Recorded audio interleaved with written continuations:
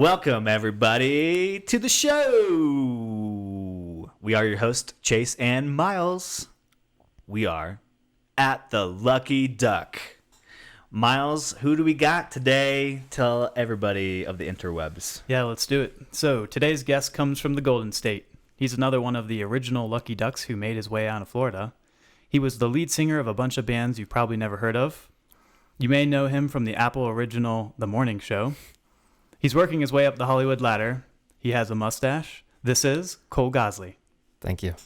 Welcome to the show. I'm used to a round of applause, but that's okay. We'll put it in post. Photography and we do Everybody paparazzi. at home, please put it round together. Yeah. Yeah, hands Thank you. together. Should we I pause? can hear it now. It's Should we pause? beautiful. There it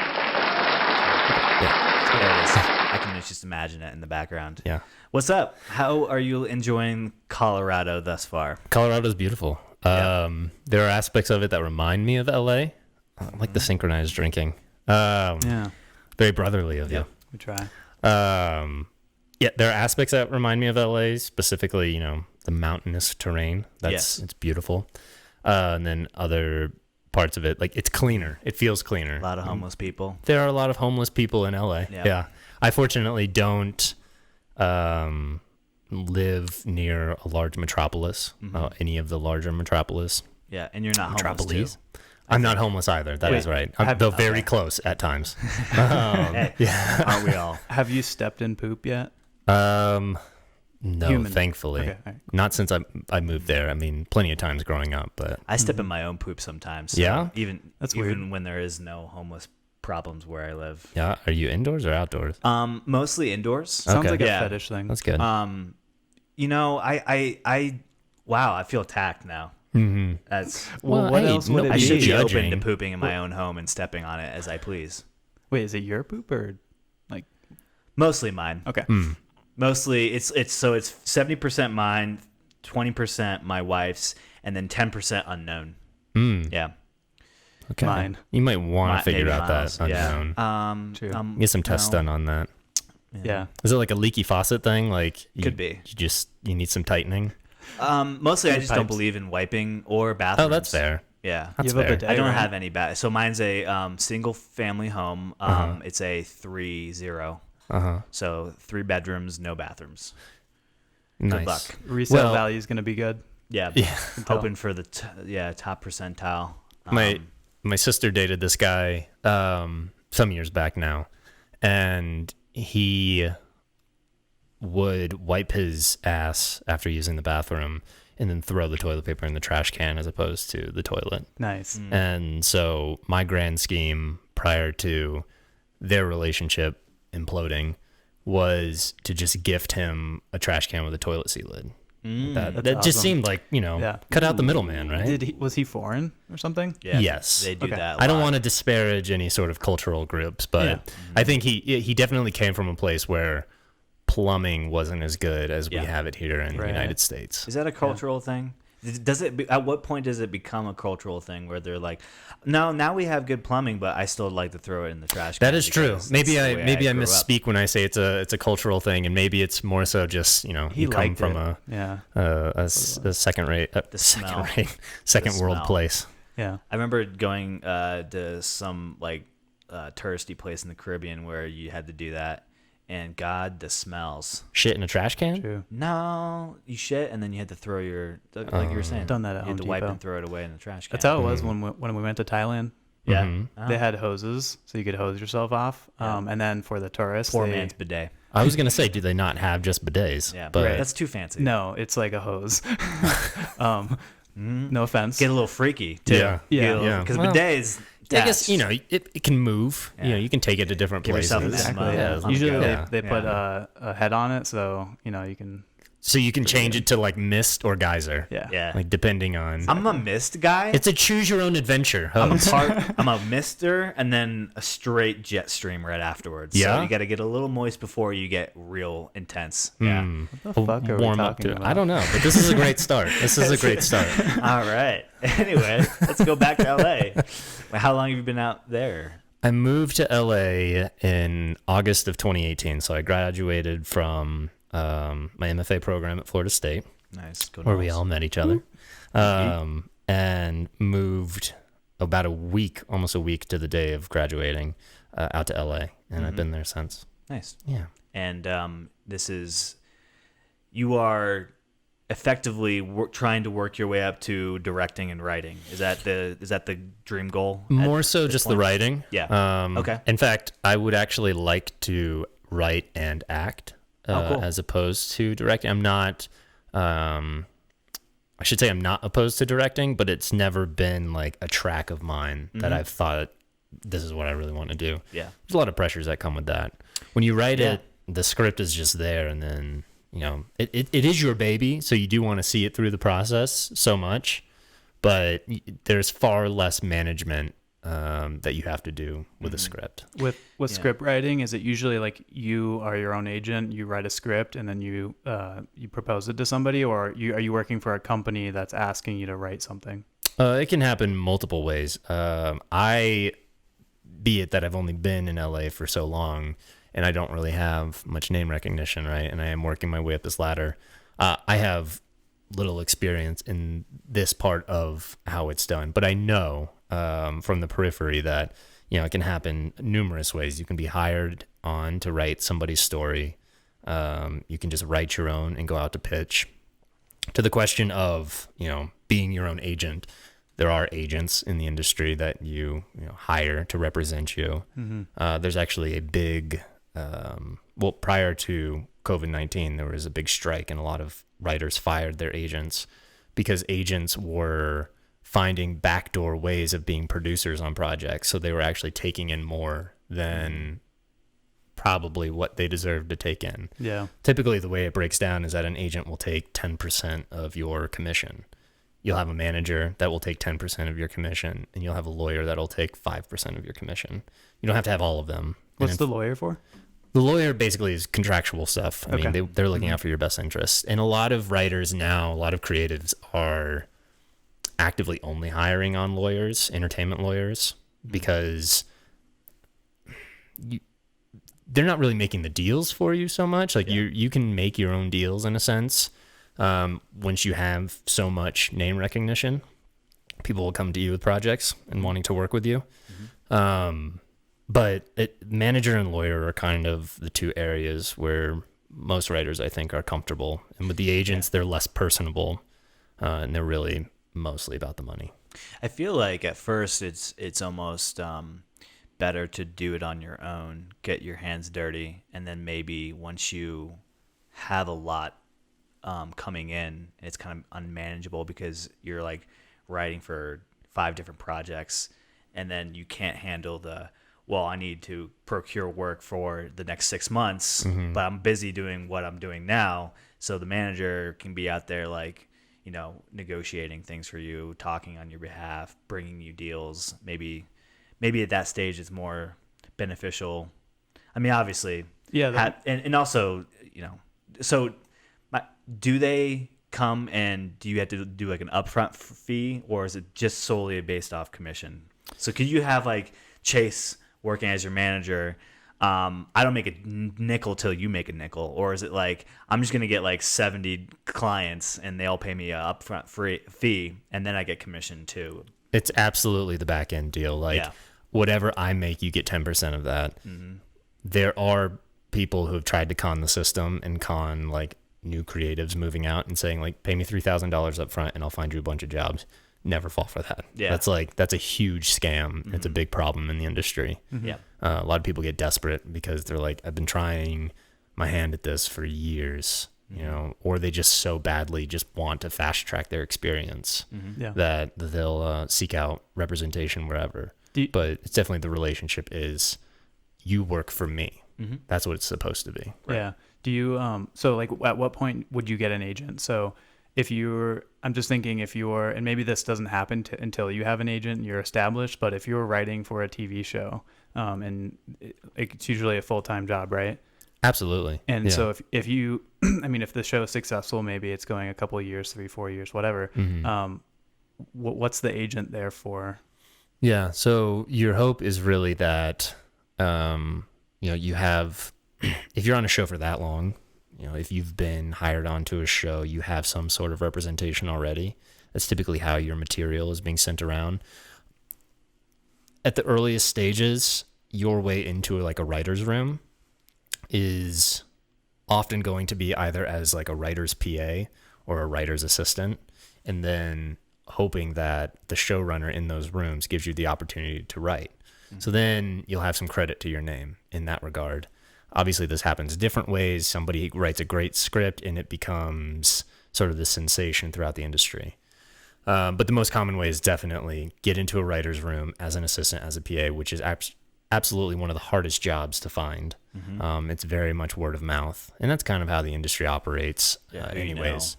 Who you know. Your networking. Nepotism is, rampant. And that doesn't just, that's not isolated just to this industry. Right. I mean, absolutely not. Being a lawyer, it's all about who you know. Right.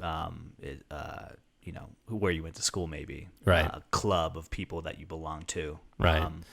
But to your point about, when do I get an agent, and what are they sort of doing over the course of that series, my contract might only be for one season. And then they come back and they say, we really liked your writing. We really liked what you did with the show. We want you to continue with this season now that it's proven to be a success. So then the agent is negotiating more money for me, more benefits for me, because ultimately more money for me is more money for them. So locking yourself into a series, 5 seasons, what have you, it's sort of dangerous to do up front, because then you've stripped yourself of that negotiating power. So it doesn't often happen. Yeah. That's interesting. So, and I also think it's not beneficial for the studio, because I just locked in 5 years of this guy that sounded nice and he did an okay job, but ended up sucking towards the end of the season. Right. And now I'm contractually obligated to work with him for another season. Yeah. I would say it's probably near zero, that amount of times that actually happens. Yeah. What can happen is that me as a creator, I can bring a series to a studio and they can sign on for 3 seasons right up front.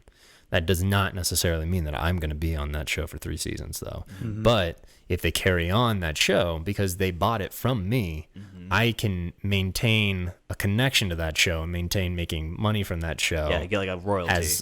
Essentially that's what it is. Yeah, as a producer or whatever. Yeah, and your name's probably going to always be on the credits, right? No matter what. Absolutely. If you're actively working on that season, or that makes sense. That's really interesting. Is that pretty typical for excuse me, most roles, like director, assistant, actors? Kind of anything to do with that, or do some of them get multi-year contracts? Certainly some of them get multi-year contracts. Without talking too specifically, like a show that my company is working on, we have A-list stars on a show, and the negotiation is always like, how long am I attached to this? What am I going to contractually agree to? So that can happen with the actors. It can happen with the directors. And oftentimes in television, you have a revolving door of directors. So it's rare. I mean, you'll see this mostly with limited series, where it's a single director on every episode. But with an ongoing TV show, you usually have on a season, of course, depending on the length of the season, how many episodes there are. But say for like a 9-episode season, you'll have 3 or 4 directors because of the way that they have to break things up into blocks.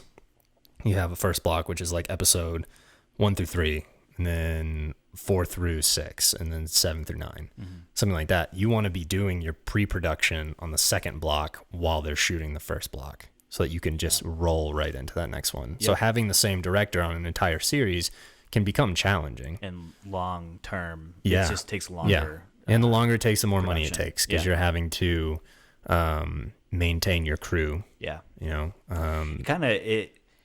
Do you think sometimes the quality of the show can lack because of inconsistent vision from episode to episode? That's actually, that's an interesting point. It's actually the task of the directors coming into an already existing show that they get debriefed on what the style of the show is. So take a show like Flash or Arrow. There's a very like specific aesthetic to those shows. So a director will come in and they'll be told, like, this is how we typically shoot our episodes. Then they're given the leeway of putting their own sort of signature on it here or there. Yeah. But oftentimes the task of the director on an existing series is to come in and be able to capture what it looks like, what's already been done, the format that's already there. Yeah. It's a challenge. I've noticed even like a show like House of Cards, where Ron Howard will come in, he'll direct the first 2 episodes, and then you start to see the pacing of it's a little different, or like the way it's shot is slightly, the tone of it's a little off. Even like Lovecraft Country, I've noticed that some episodes just seem a lot different, the way the pacing of it or the style of it is done, because they're just different directors. Absolutely. Different styles. And that show's a great example of something that's governed, a series that is really governed by the showrunner.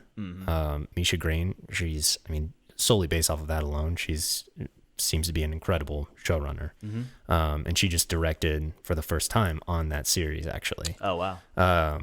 And without spoiling the episode, it's the one where we sort of see Atticus take on his ability.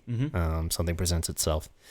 So she directed that episode, and it was phenomenal. But I think it really is the case in television that the showrunners are the ones that are dictating most of what the show is supposed to look like. Yeah. And what does that job encompass? Showrunning? Yeah. That's a great question, because I can only speak so far about that job. I've not witnessed it firsthand, but oftentimes it's the person who's overseeing the writer's room.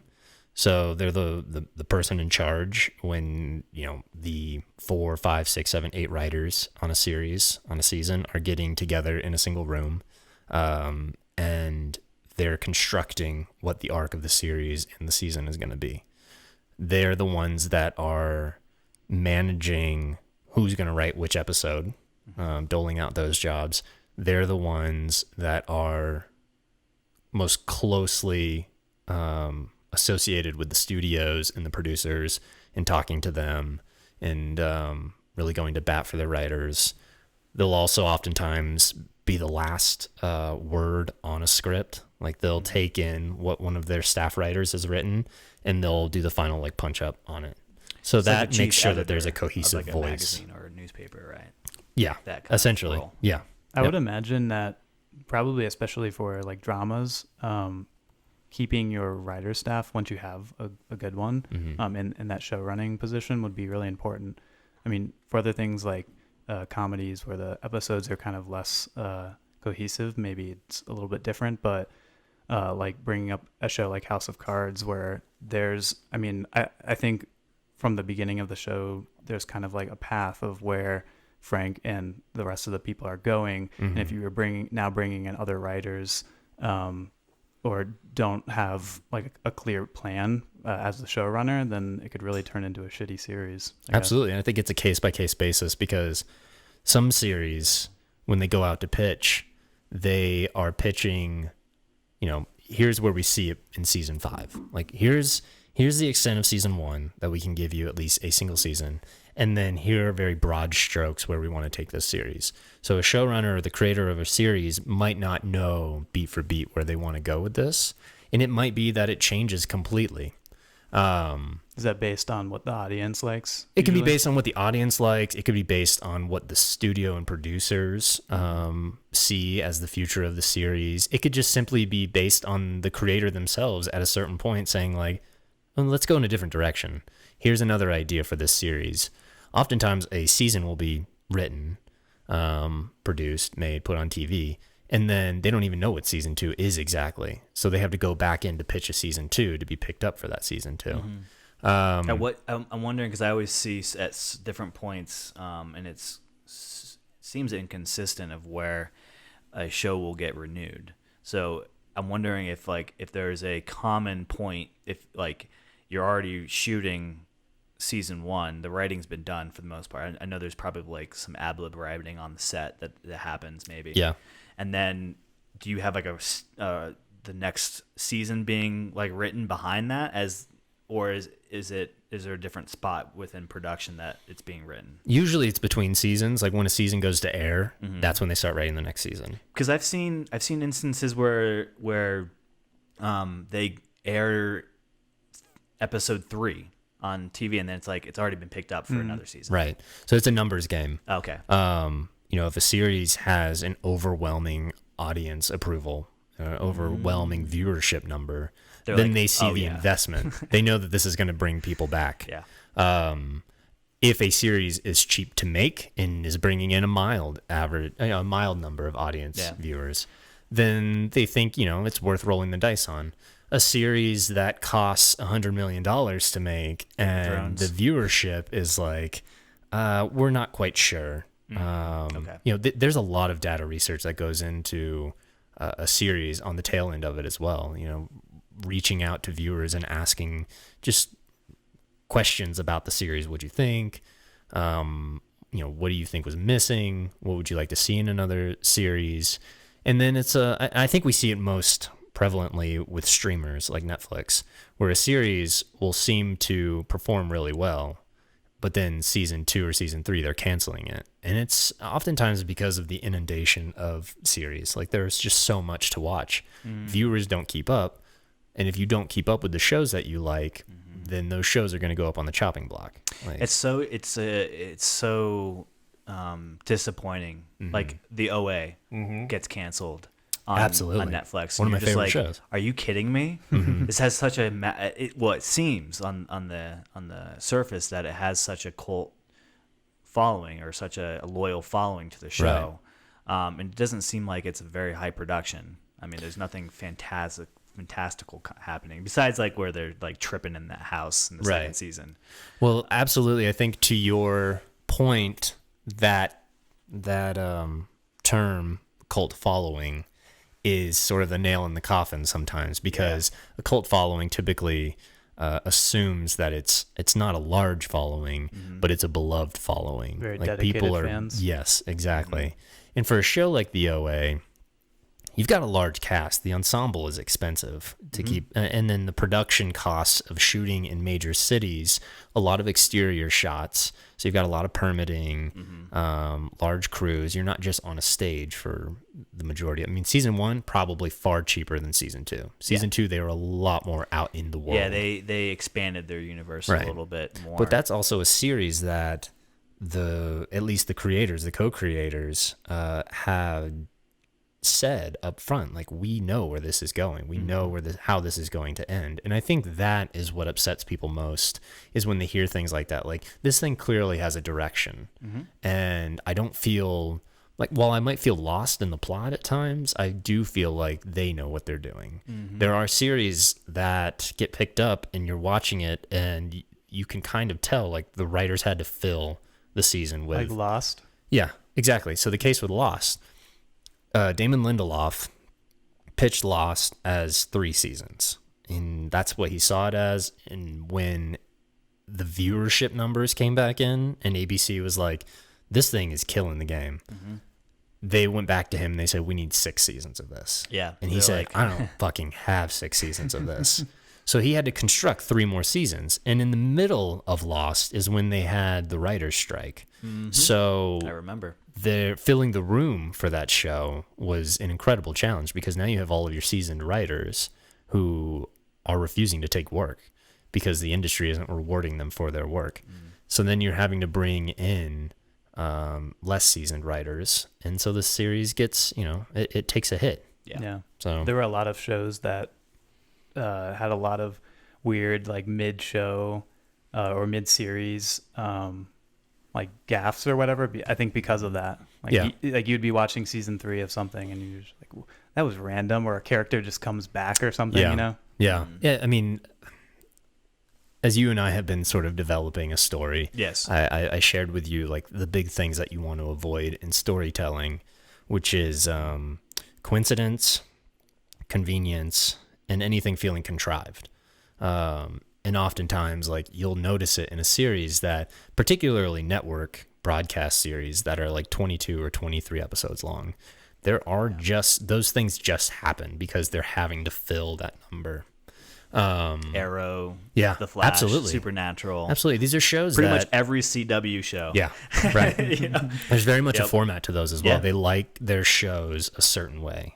And their viewers eat that shit up. Right. Yeah. And I actually I had met with one of the showrunners from Arrow, and the writers are very aware of the fact that they have a demographic that they're writing towards. So when you watch something and you're like, what the fuck? What is this? You know, you might be scoffing at an episode.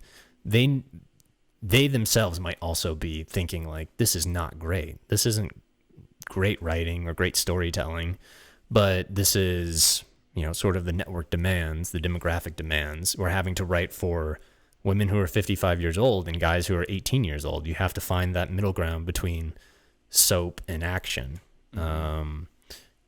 drama and suspense. So they're very aware of it as writers. And I feel like I was going to make another point about this with Arrow. Or maybe it'll come back to me. That's kind of like in a lot of jobs too. Like even in my job, sometimes we don't make the best decision because customer can't pay for it, Right. or the architect just wants it a certain way. Right. So yeah, interesting parallels there. Yeah, everybody has certain expectations when they go to a series. And you have to meet when your demographic is so broad as network broadcast is, you have to meet everyone's expectations. And for specifically now in this day and age, when we have streamers and we have auteurs that are coming out with these crazy series, like crazy good series, things that are really smart and very pointed to certain audiences. Can you give us an example? Sure. I feel like the German show Dark, which is perhaps my favorite show of all time at I this started watching it. After at this your point. It's a recommendation. slow burn. What's that on? It's on Netflix. Okay. It was 3 seasons. They knew the story they wanted to tell. There's very obviously a demographic that they were directing this towards, and it just made it feel more authentic. It didn't feel as contrived, as constructed for so many different people. It was like, you're either going to like this or you're not. Question: do you watch it with English dubbed? No, I watch it with subtitles. Okay. All right. I used to hate watching things with subtitles, but I love it. I've watched things Yeah, I do. with that have been dubbed, and it just makes for a far more comical experience. It's silly. Yeah. Yeah, because first off, sometimes the voice actors don't get the emotion right in the dialogue. So Yeah. you'll have somebody who's acting their heart out, like in despair, like and Yeah. then like a very like mediocre, Yeah. underdone dialogue overtone of it. Yeah, there's just something about, like, I'm sure when you watch even like a YouTube video and the sound is off from the voice, like that is so distracting to me. And I would much rather read the series. I totally agree. Yeah. I have a hard time believing that Dark has a larger viewership than OA had. Yeah, I don't know. I feel like it was a cheaper show because Yeah, if it's you all- look at the yeah. landscape of the series, it's what we've talked about. It's one small town, few characters. Yeah. It's also shot in another country, which probably has less permitting or Yeah, less. it's just cheaper. There might also be grants involved because a lot of tax countries rebates and stuff. Tax rebates. A lot of countries will actually give you a grant for a project. Like Canada, that's why a lot of people shoot in Canada. A lot of people shoot in Australia, Georgia, or New I think, Zealand. is the same way, right? The state, like Georgia here, you get tax credits, so it's different from what I'm talking about. Okay. I'm talking about like the government, you applying for like a grant. Like if we were. And what's that for? Tourism? To get people to come there? Yeah, that, and just because it's industry, Jobs. you get, when you send a production to another country, they're getting so much money by people living in that country for that time. People catering, Yeah. business, all Right. that stuff. Yeah, it brings a lot of jobs, I guess, to the area. Absolutely. Did you ever watch the show Bloodline? Yeah. On Netflix? I'm actually, excuse me. I watched the first, He's got COVID, everybody. yeah. I watched the first 2 seasons, and then for whatever reason, I didn't watch the third, and I just started watching the third. So I haven't finished it yet. But I started watching the third because we just finished Friday Night Lights, which I don't know if you've seen, but that show is so good. I've It seen is. the first It's a season. I haven't. surprise sleeper for like network broadcast. It's like the series. precursor to like Riverdale and all those other Kind of, shows. yeah. But then even Riverdale, like that's on CW, so it has that sort of soapiness about it. Whereas, I actually find this to be the case with a lot of NBC 1-hour dramas. They lean away from the soapiness and more into like the natural realism for their family dramas, which is very much what Friday Night Lights is. It's a sports family drama. But they try to ground it in a sense that we can relate to it. Like all of the cliche beats in most series, they move away from those. So I really like it. I appreciate it as a show. Yeah, I think that's why Dark is so successful is they are presenting this very supernatural world, but also keeping it very relatable with the families. And it's the same way like Stranger Things is so successful, right? Yeah, In and that Stranger sense. Things they're successful because they've tapped into the market of nostalgia. Dark is definitely, it has like sci-fi and it has a sort of thrilling aspect, and it's keeping you guessing the entire time you're watching it, almost up to the last episode. With Stranger Things, they've capitalized on the nostalgia that we, particularly as an American audience, have come to absorb. And we, our generation, a nostalgia for something we never even experienced, like the 80s. Like that, there's something romantic about the less technological world, the more colorful world. It seems more authentic. Right. Yeah. The Reagan era, really, where things were bright and pretty on the surface, but then something monstrous was hiding beneath all of that. Yeah. I think a lot of it was like maybe the illusion that said something dark, like the satanic panic that happened around that time, or shortly after that time. It was a very unknown. It seemed like there was a thin veil over everything. Maybe. Yeah, that's interesting. So going back to the cult classic thing, because this is just running in my mind. It feels like cult classics though may not have such a large audience, but the longevity of the show, meaning like something like Donnie Darko, right, has a very close cult following, and that it consistently has, I guess, consistent numbers of views and consistent like sales throughout the years. I'm wondering if maybe something like Netflix is overlooking. It may not be the flavor of the week show, but it could keep us in business for decades to come because people will always come back to OA to watch it, and it's an exclusive. Yeah. I think it's more of an investment long term. Right. The only difference being that Donnie Darko is a feature and the OA is a series. Yeah. So there's less money that's invested in something like Donnie Darko. And more of a return on that. See you. Because ROI. those movies, let's talk about The Room. There's an experience about watching The Room now, very much like Rocky Horror Picture Show. Yeah. And it's become timeless in a sense. You can take, parents are taking their kids to go do the things that they did when they were kids. So yeah, to your point, there's a great longevity about it. With a series, it's hard to have an experience with it. Yeah. So especially when it's something that lives on a streamer on your TV set and it's not seen on a big screen and there's not like the community's not coming together necessarily. But that said, I still think like those series are important and should be made because they only create better series. When you watch something like that as a writer, as myself, I watch that and I think, man, I want to write something as smart as that. So it's inspiring more material. Yeah, we can go down the pipeline and be like, if X wasn't ever made, then we would like if Lost never had the viewership, it was on a different network. Right. It didn't see Lost paved the way for television for decades to come. And I absolutely believe that if Lost was on a streamer, it probably wouldn't have made it to the end because a lot like the OA. I mean, there is so much content on those streamers. It could have easily just gotten lost in the mix. There it is, folks. And we're gonna end on that one. True. I've been wondering about I don't know. few years ago, it's been a while now, I started hearing about how Hollywood has been using a lot of the AI to determine what the audience will like for writers or even just writing stories or concepts. And so I've been wondering, like, have you heard of that being actually being used, or is that still kind of a prototype?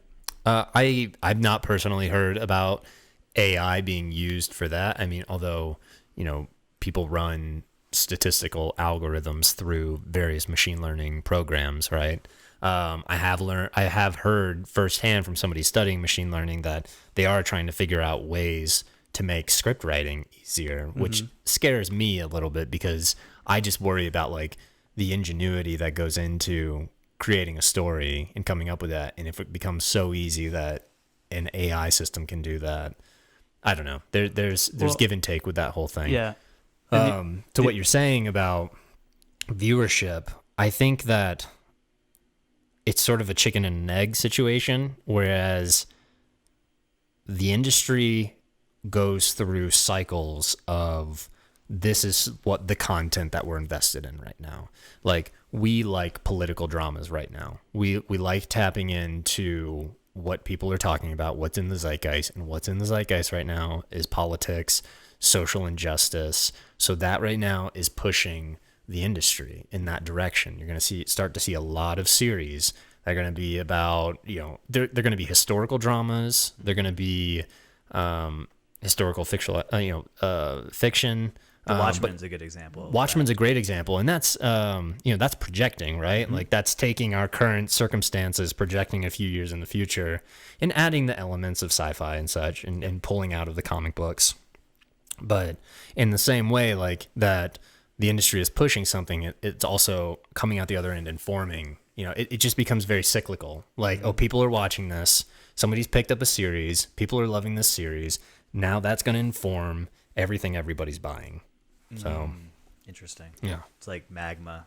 Yeah, shooting out of a hole and then solidifying on land. And absolutely. More will just build right on top of that. Yeah, that's an interesting metaphor, but yeah, I see where you're going with it. I don't know why I thought of that. It just came to me. I wonder if like that will make the quality of shows and movies and other media like less, because I think people tend to like stupid stuff, They like stuff that they can turn off right while and they're watching. Like what we just talked about with CW, like people just kind of like that style, or like other things where we said like the writers didn't think it was the best thing to write, but it's what the audience likes. Right. And if now the AI knows exactly what the audience likes, maybe the quality goes down. It could go up too. Well, I think certainly, the tail end of the last point I was making that I missed is that by investing so much in a certain genre of something, like doing so many political dramas, right?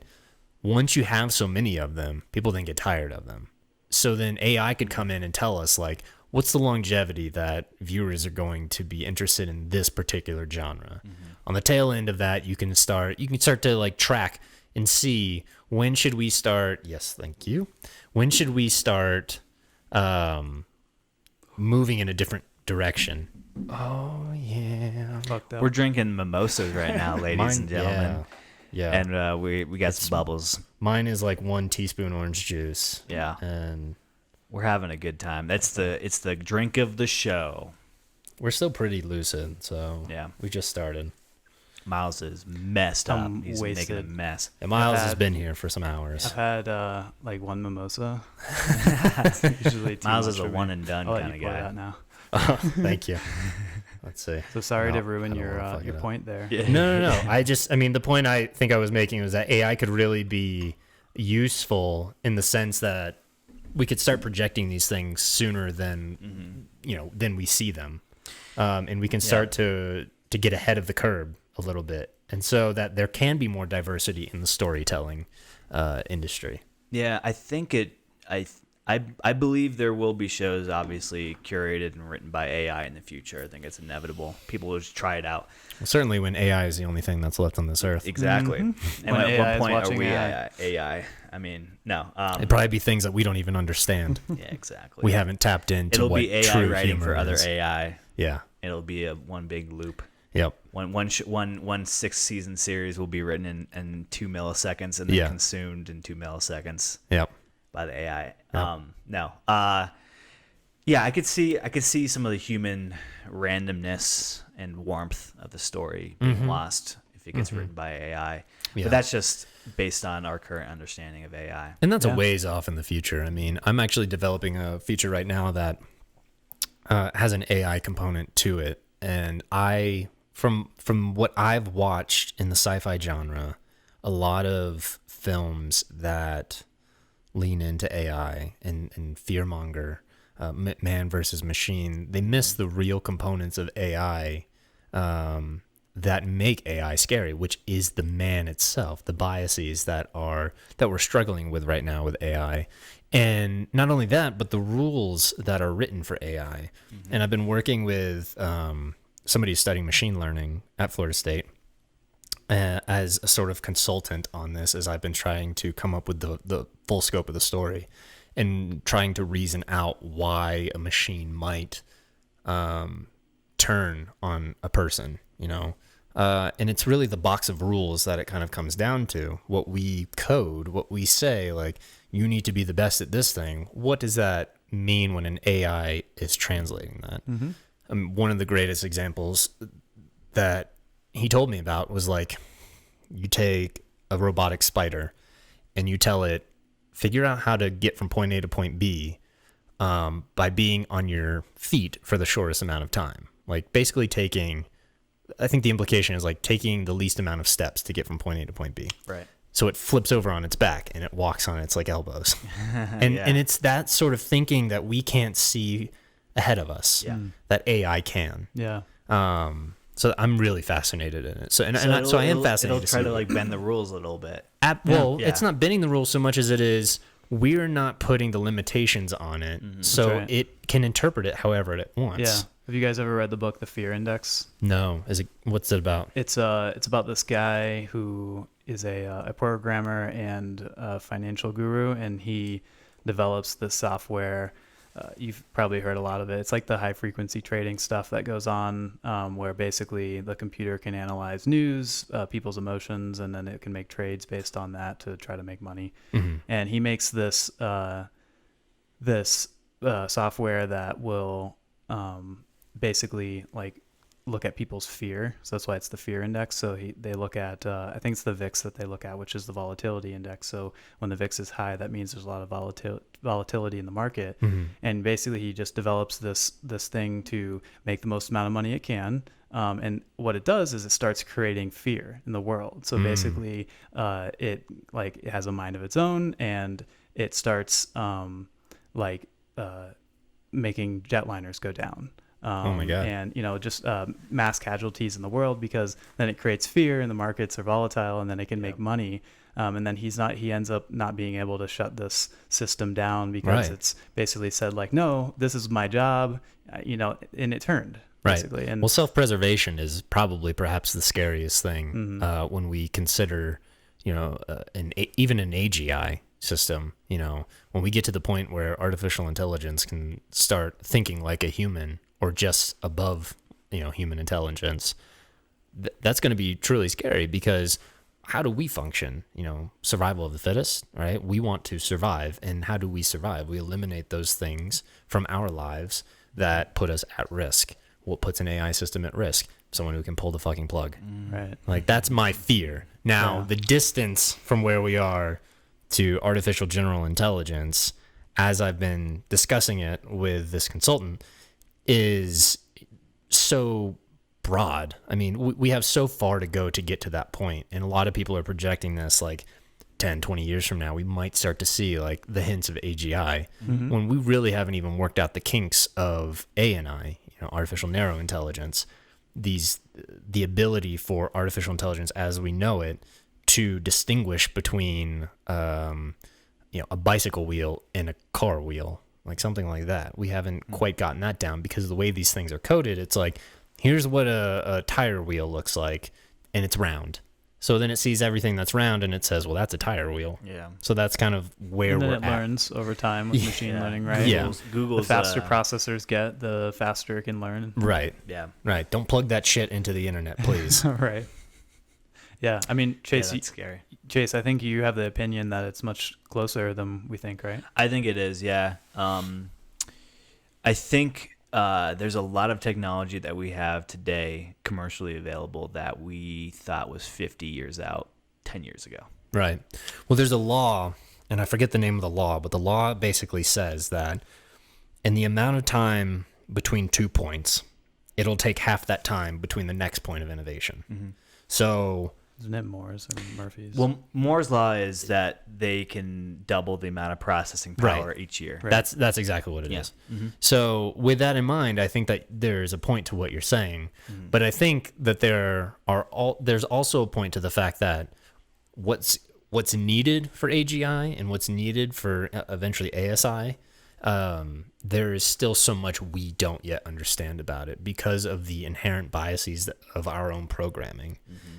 And with these experiments that are proving that the rules that we write are being interpreted in ways that we could have never hypothesized. So I think that there's a lot of that at play. I think with AI, we've gotten to a really good point where we can, feedback loops, reinforcement learning, things like that. We have a good understanding of how to program things with a single attention. Yeah, I think a lot of people also just misunderstand what AI is. I mean, in the most general sense, it's a script, right? I mean, Miles writes scripts for a living, essentially, or Something like that. Yeah, something like that. Yeah, I'm being very general, but it's just code that simplifies or does a task for you. Right. And to bring it back to the industry, how many bad movies come out versus how many good movies come out? So many. So that's a little terrifying, lot of right? movies. There are screenwriters who are writing bad movies, and there are a plethora of them coming out year after year. That's why you have award shows. I mean, there are complications with that, but you have these, there are indicators of like, here's what's good in a sea of not so good stuff. Yeah, and I think circling back to what I was trying to say is, I think we're much further along than the general public knows, and I think a lot of it has to do with some of the larger dedicated AI projects. A lot of people aren't talking about it, about what kind of breakthroughs they've made, because of the proprietariness to it. Right. So you have people in China who are working very fast and very hard at AI. Some of it have some of those people have been on like Joe Rogan's podcast, talked about it. They're not going to be sharing what kind of breakthrough they had this week with anybody. No, because of the amount of money that's been invested into it, and how much it's worth now. And so I think we'll start to see some consumer products that give us a general idea of where it's headed, where we're at. But I think some of the larger, deeper neural network programming AI, general intelligence, is a lot further along. I mean, I'm confident that when you call into the call service center industry is going to be gone in, I think, 5 Google's years. already conquered that, right? 5 years. Sorry for all you guys out there who have those jobs. They're coming for you. Yeah, get another job. I think it's a great point to be made that there is so much that the general public is not made aware of, but I also think it's a point that the general public doesn't want to know. Like, I think that the people who live on the fringes of, and by fringes I mean like in the most rural parts of America, in the most rural parts of the world, there is no, the introduction to new technology comes at such a slower rate than it does to people like us who live in major cities. And the people that are actively watching this stuff happen and come out, I don't think people are fully aware of the fact that 5 years from now, you're going to walk into your grocery store. There's not going to be but maybe 1 or 2 clerks in that store. You're going to have an app on your phone that identifies who you are as you're approaching the store, identifies the manager of that store to say, this is who's coming into the store.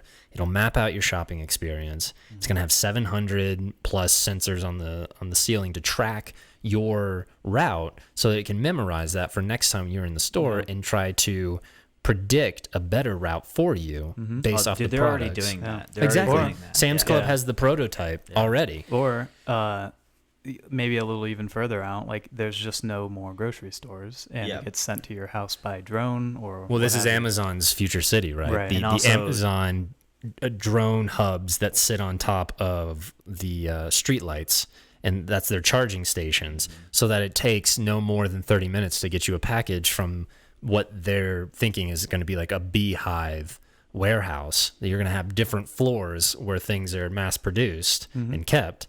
And then those drones are equipped to fly there, pick it up, fly to your house, 30 minutes or less. I mean, you're going to get... Or you get a free pizza. Yeah, exactly. Exactly. It's crazy to think when we talk about like general intelligence, at some point you stop feeding it code on the parameters of how it should think, and it starts to invent things on its own. So there's going to be a point where that comes out, and then there's no more coding after that, because the AI can do your job as a coder and will write a better AI or an update for itself, and it will continually do that, and it'll do it faster each time it updates itself, to where like something like the singularity happens, where Absolutely. Well, the singularity is actually what some AI experts think is going to be what saves the human species. Because singularity, if we ourselves absorb the technology into our own bodies, that in itself is our way of self-preservation. Whereas if we create these networks and these systems that operate outside of ourselves, it's far easier for them to release a sort of nanobot technology to just wipe us out in seconds. Yeah. Or like a virus. Yeah. Yeah. What I releases the pangolins. Yeah. What I struggle with most is already where we are. I feel like we have such a reliance on technology, and I think technology is great. I think it's done wonders for the world. I think it's done some bad for the world because of the way people use it. And I think singularity could very well cause the same problems. But I think that... Also the haves and the have-nots. Right. Yeah. I think... like for me, for instance, I try my very best to not use technology whenever I have the opportunity. So like when I'm out and, I want to go on a hike, I don't want to have my cell phone out in my hand taking pictures of everything. I want to experience that. Where some people see singularity taking us to a point where we have some sort of device that allows us to communicate with somebody else, like a device that's implanted in your brain. Oh, like Neuralink? Yeah, like Neuralink, exactly. And this is not, anything new. We have electrodes that you can stick in somebody's brain to study their brain waves. Like this is not new science at all, or super futuristic. But the ability that I can be in the wilderness and then call you from that chip in my brain and show you exactly what I'm seeing. And going beyond that, a world in which we can also connect senses, which is actually probably like the biggest challenge that they're facing. But connect senses so that if a fly lands on me, you can feel that. Yeah. That to me, while it's super cool, it's also like a little scary. It's like dystopian. It's an episode of Black Mirror. Right. It's Limetown. Right. The podcast / TV show. It's exactly that. Yeah. Half the village gets the technology, half the village doesn't. It creates a class and social divide. Right. They end up like killing each other. Well, and this is when the government gets its hands on that technology, because they maintain those social structures. They get to sort of dictate what happens. That's why people like Elon Musk, for all the complications there are about him, and the reputation he has in the AI world. He was originally a part of like OpenAI, and OpenAI, I think, is a great concept that it allows everybody to sort of engage with this. It doesn't, it's not solely something that the government is overseeing. So anybody can operate within OpenAI, which has its caveats of warranting some misbehavior as well, I think. But Kind of like humans. yeah, I mean, that's the human condition, right? So there's been some companies, like I think Google was one of them, right, who said we're not going to create AI for like the military, right, or where they want a contract, and then their employees say, yeah, this is not what we do. We're protesting, whatever. So I think it's interesting, and I think it's great that companies are doing that. But there's always going to be someone who's going to do it. Absolutely. And that's we just have to protect ourselves from that. Right. Yeah. It's going to be so cool the day that Netflix stops becoming a film company and a artificial intelligence company. Yeah. Where it will just have its own in-house AI writing staff. Well, it already has AI, right? Like the predictive, we think you'll like this, like that's an AI program within itself. Yeah, definitely, and it'll be like the marker will be when they start instead of like spending $6 billion a year on content on production, it's $3 million on software, and $3 million on content. Yeah, maybe with more AI, they could have gotten ahead of this whole cuties thing. If you guys have been paying attention to that. Yeah, like, but what terrible marketing on their part. Right. Like, that's terrible. But what's funny? We're talking about this, and like I was just out in Crested Butte, which is kind of like central Colorado, and there were areas where I didn't even have cell service. Yeah. Which is kind of funny. Well, and then you feel like, what the fuck? Like I feel if something goes wrong, what am I gonna do? Yeah, I thought about that, and like 10 years ago, like that wasn't a thought that crossed your mind. You were just like, we're out driving. But yeah, I actually thought that like we were in a pretty secluded area where we were driving pretty far out in some different passes. And I literally thought that because we didn't have cell service, there was no other cars around, like maybe one passed every 30 minutes or something. Right. And I was like, if we get a flat tire or break our legs, you're walking. Oh, but breaking your legs, not so much. Yeah. It's a double-edged sword because I think that with technology, obviously it offers a sort of safety net. Like if I'm out in the woods and there's cell service nearby, I can just call, an emergency line if something goes awry.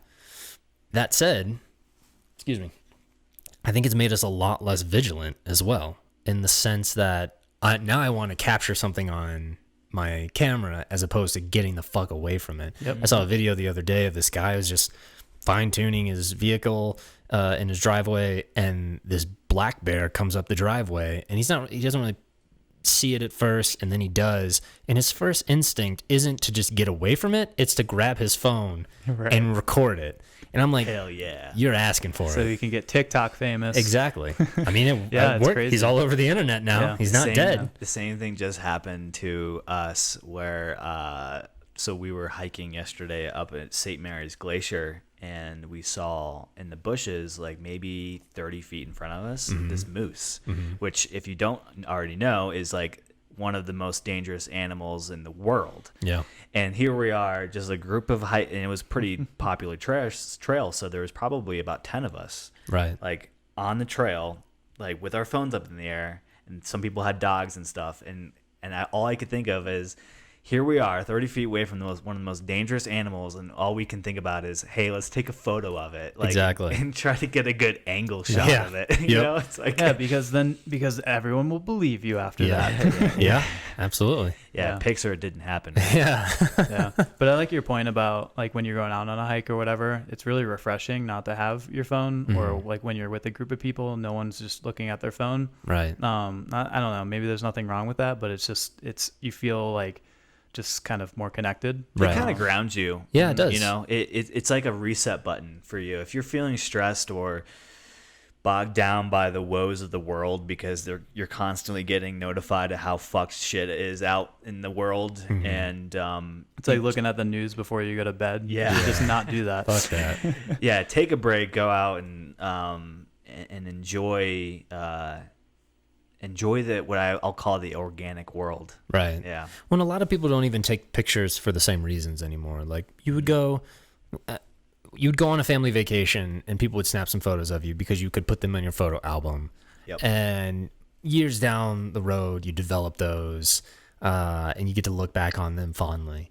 Now it's instant gratification. You take it on your phone you put it on Instagram or something, and it's not so much about like sharing an experience with the world as it is like, look at me. Yeah. This is It's for I'm clout. living a better life than you. Yeah. And that's why I've actively like I've moved as far away from social media as I can right now because it's everything is so curated. Everyone's experiences are so curated. It's fake, yeah. I see that photo of you standing by a moose.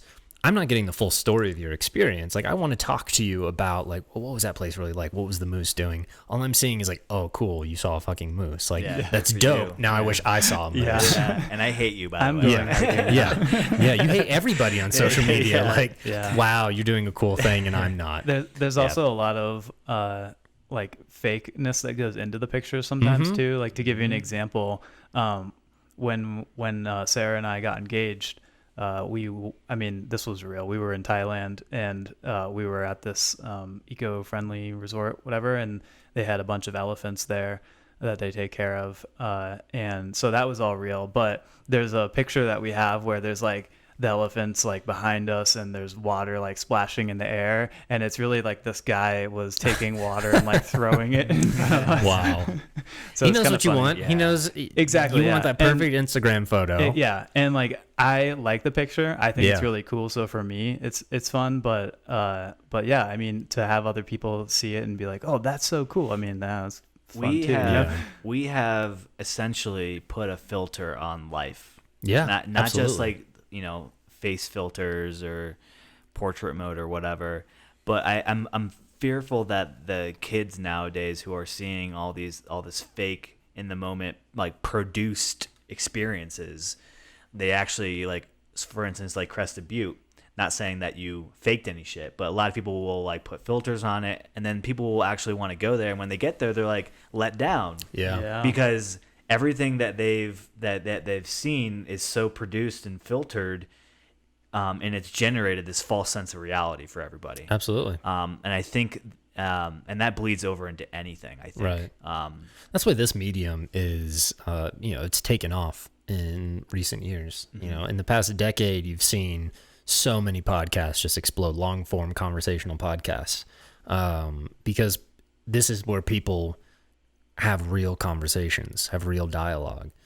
You hope, anyways. Yeah. But for 3 hours, you imagine like that's just a few people sitting down talking about their experiences and their opinions, and I think it's really important. And I think mainstream media plays into this as much as social media does as well. This headline,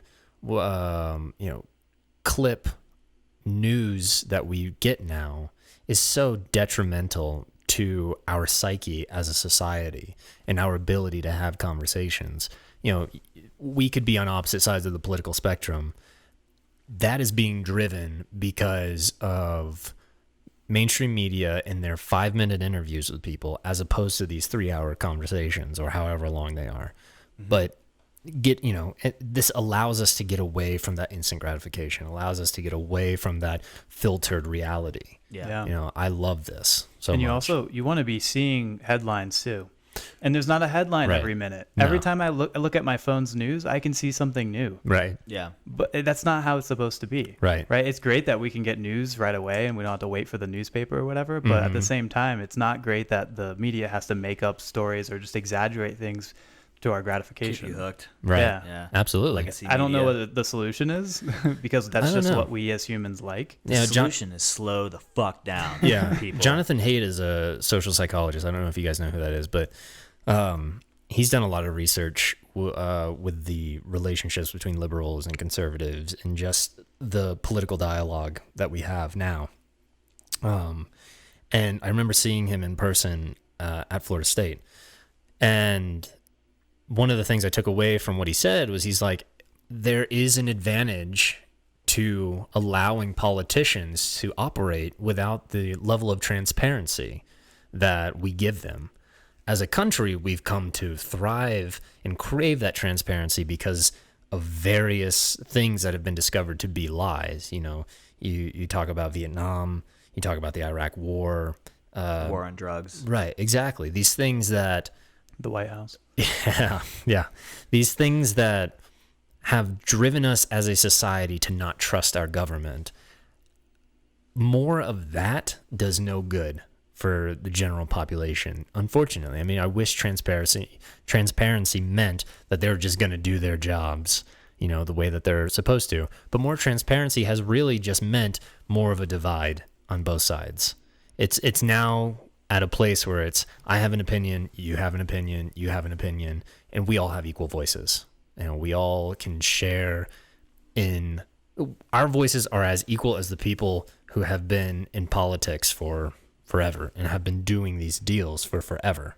And I think that there is a negative side to that, a serious social crippling because of it. And I'm not saying that I want the government to, be screwing us over as the people, but I just think that I don't tell my doctor how to do his job, right?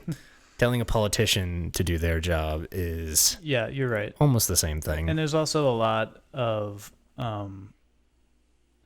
like the relationships between different countries, between different people in our government. It's all very fragile, and so sometimes it's hard to explain why something was done, right? For everyone, all of us to accept, right? And not that I'm saying that like we should just trust our politicians that they're doing the right thing, but at the same time, we don't. Like, I totally agree with you. We don't need to know why we gave Iraq, $100,000 or $100 million, right. Whatever it is. Right. It's weird. Yeah. Oh, how about some accountability is what I want. Sure. Like yeah, the absolutely. Snowden thing. They just came, a month ago or so, and the Supreme Court or the courts said what Snowden revealed to us was actually illegal. Because for the longest time, there's been some back and forth on whether or not it was legal, and now they're saying, it was definitely illegal. None of what they did on all snooping and the Patriot Act actually stopped anything. Right. And unfortunately, nobody's going to be held accountable for that. Right. And I completely agree. Accountability, what I'm saying does not dismiss accountability. Yeah, totally. When you're caught doing something that is illegal, there are repercussions just as there are for you and I. But your house isn't a house of windows, right? Yeah. But once you've been found out, you should pay the consequences as we do. And it's not a normal job. Let's all be really transparent about that. Right. Like if I do something, I guess if I do something illegal in my job now, I could still go to jail. But there's a lot of loopholes that politicians, they'll do something and ask for forgiveness later, right. type of thing. Right. And the forgiveness later is often granted without any repercussions because, it's decades later. And it's like, right. that was a while ago. Right. The political climate back then, you can't blame me. I made the best decision I could for the country. Right. When actually you're just an asshole that's accepted money right. and exploited the American citizen for either political gain or some kind of other malicious intent. Yeah. But term limits. I don't know. This is why you guys feel, but I think term limits are incredibly idea. important. For sure. Also, AI 2024. That's all I'm saying. Let's take out the human element. Let's sure. In all honesty, if we could figure it out, it'd probably be the best idea. Like if we could figure out a way, just right, like you can't kill a human. Like that's all you got to code it for. Like the 3 laws of robotics, right, from iRobot. Yeah, I forget what they are, but so the first one is, and I pulled it up on my phone. And sorry if I've talked about this before, but it's pretty important. I think it's fascinating to discuss. But I'm a little disappointed if I'm like a follow-up guest to another great AI conversation. Oh my God, it's a hot take. So the first rule of robotics by Isaac, I'm saying this wrong, but Asimov. Mm-hmm. A robot may not injure a human being or through inaction allow a human being to come to harm, right? Second law, a robot must obey the orders given it by human beings, except where such orders conflict with the first law. So if I say, go kill that guy. Go kill Cole, it's like, I can't because I'm not allowed to kill a human. Third law, a robot must protect its own existence as long as such protection does not conflict with the first or second law. Yeah, Yeah, I think don't kill a human is probably like, yeah, that should So be the both- caveat for everything. Yeah, all three of those laws are related to So- the safety of humans, right? Yeah. So that's, I mean, it's almost a little subjective, I guess, because if you do something that causes a human to get cancer Mm-hmm. without knowing, like feeding them food dyes, I Right. don't know if that's a thing, but Right. I think some people believe that it can give you cancer. Then did the robot kill that human Right. And after discovery, how does the robot react once it's learned? that it killed a human? Yeah, so there's nuanced, obviously, to law, which is there's like bylaws and. This is secondary always the law. problem with it, though. Like, we can't predict how something will interpret that thing. Yeah. I mean, with those written rules, what are the workarounds? Because we think that is so like straightforward. What are the workarounds of that, though? Like, Yeah, there's and what always prevents loopholes. Yeah. what prevents somebody from hacking into the system itself and rewriting those rules? Right. Like, that's Totally. And what happens when the robot becomes more human and can think for its own and is like, well, laws are meant to be broken. yeah. Humans do it all the time. Said quoted by the famous, blah blah blah. Right. Or like the best way to protect a human is to annihilate all humans. Yeah, Right. Like right. the Matrix or something. Have you guys seen the scenario. movie I Am Mother on Netflix? No, I've heard Sounds really of that. familiar. Yeah. So, fun fact: it was written by an FSU alum. Cool. Yeah. But the basic premise is, this robot, this AI system was created to help raise humans to the best of a human's ability. What does that mean? And then it gets into the sort of complex relationships between something that is programmed to basically raise somebody while there are other factors of humans in the world. So Yeah. it's an interesting concept. I did watch it, Yeah? actually. Yeah. I knew it sounded familiar. I'm gonna take this off and premiere my very Oh, themed shirt. look at that. The Lucky Ducks. Yeah. Some rubber ducky shirt Yeah. action.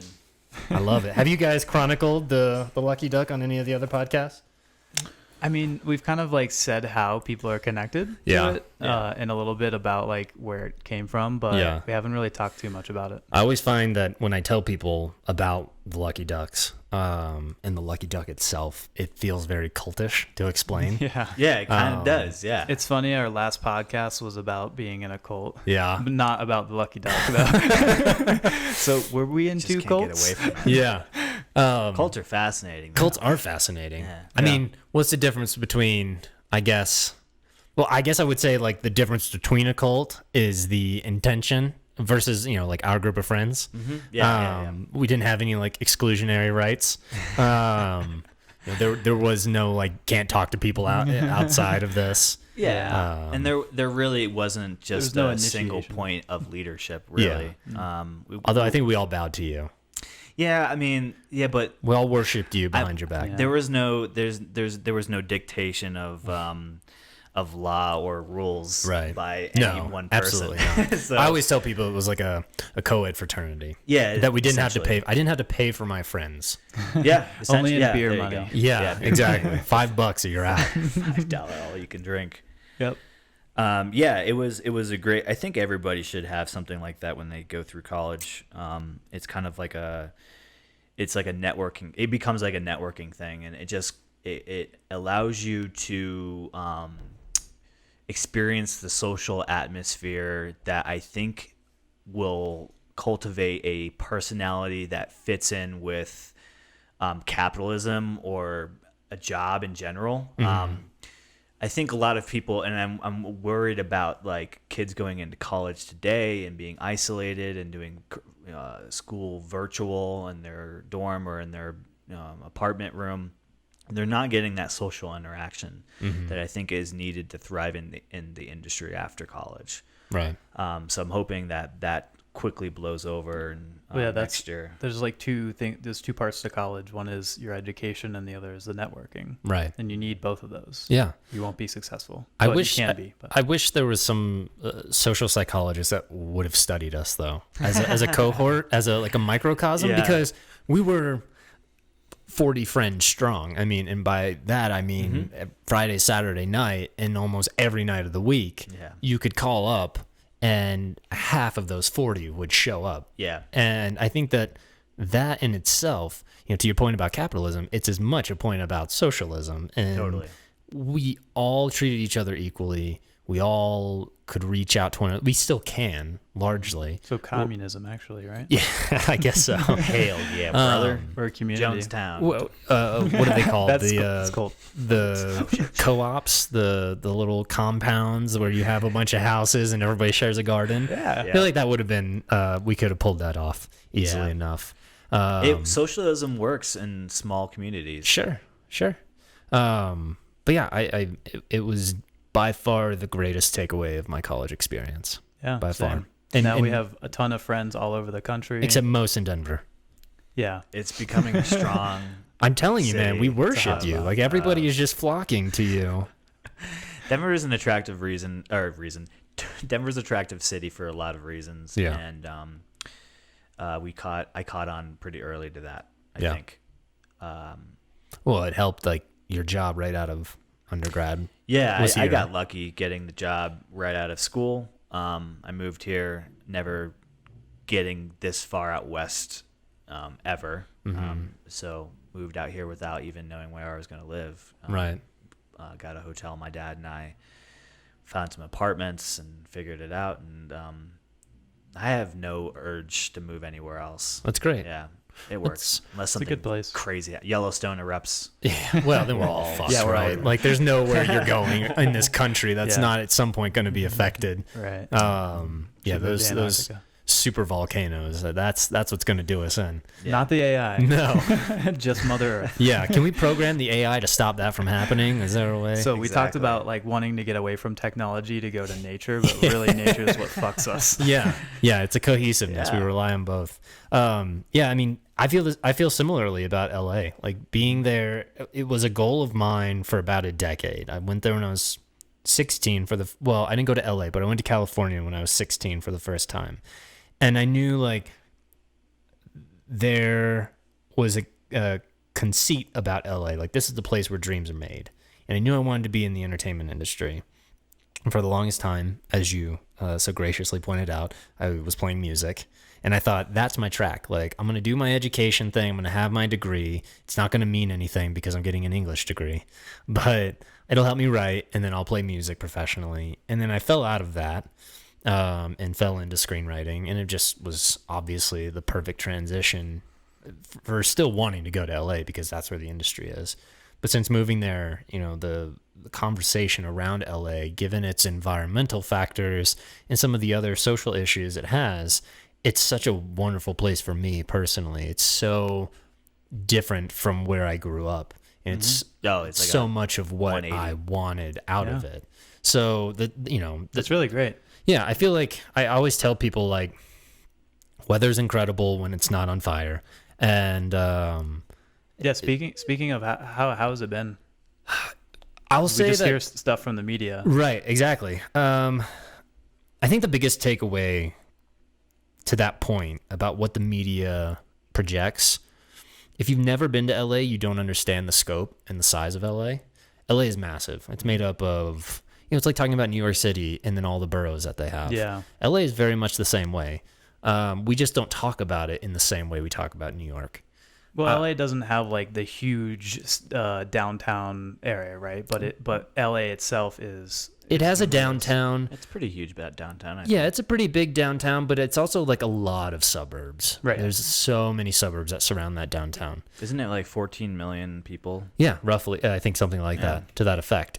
When you have 14 million people living in any given place, you're going to have problems. Like it's inevitable. And everybody with most people with the same goal of just chasing that dream.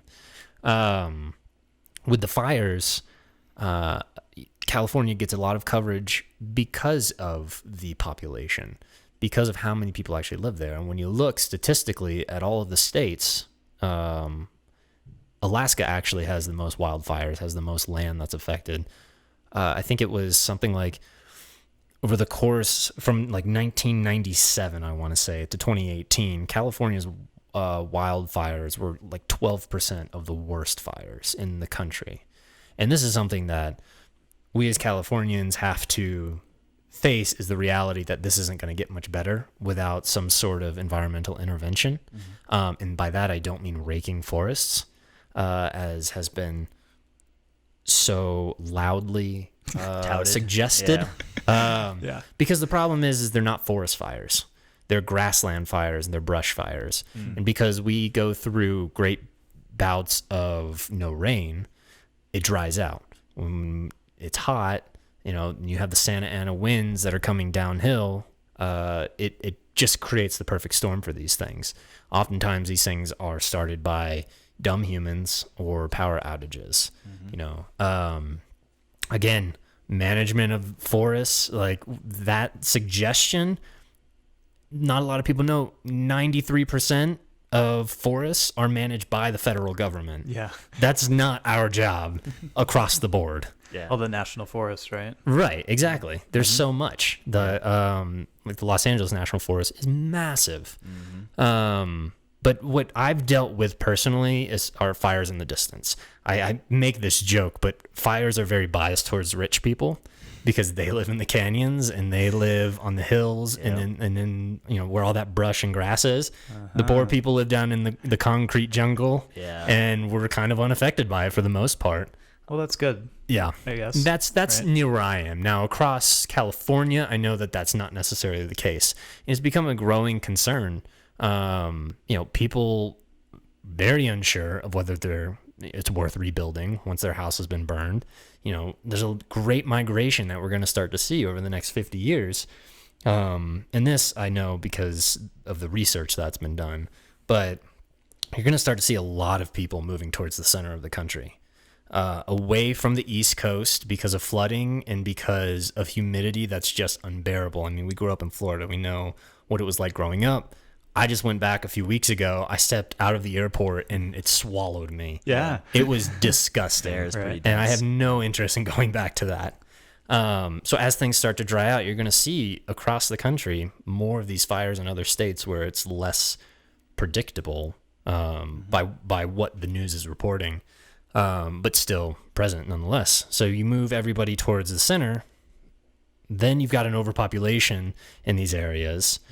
Most people are farming in those areas. We're going to see with more heat, with the way that the environment is changing, those crops are going to start to die out. Then you're going to have another Dust Bowl situation. Yeah, also not to mention the amount of water resources required to supply the overpopulation of those. Right. Like Colorado, for example, we rely on all the snow in the mountains for the trickle down of when it melts in the springtime and it fills our reserves up. And also the Colorado River, right? Yeah. Which Utah claims that Colorado steals from them. Yeah. We were out in hilarious. Moab and we were getting shuttled from where we were tubing down the Colorado River, which was awesome. I recommend it. Yeah. Amazing views. But the guy that was driving was like, yep, you Coloradans love to steal our water. Like, well, it is called the Colorado River. Yeah, fucker. we own it. I don't know how many states, but I know like the Mississippi River goes through so many. Right, yeah. Why do they get to own that? Yeah, exactly. But yeah, it's water is going to be a massive. as it comes thing. in from the oceans, as the sea level rises, but we're also draining ourselves of fresh water, the springs that we get most of our drinking water from. We're over draining that at a rate that's, given the way that the climate is changing, it's going to be impossible to refill. I mean, I don't know. It's a bleak future, unfortunately, if we don't do anything. I think so.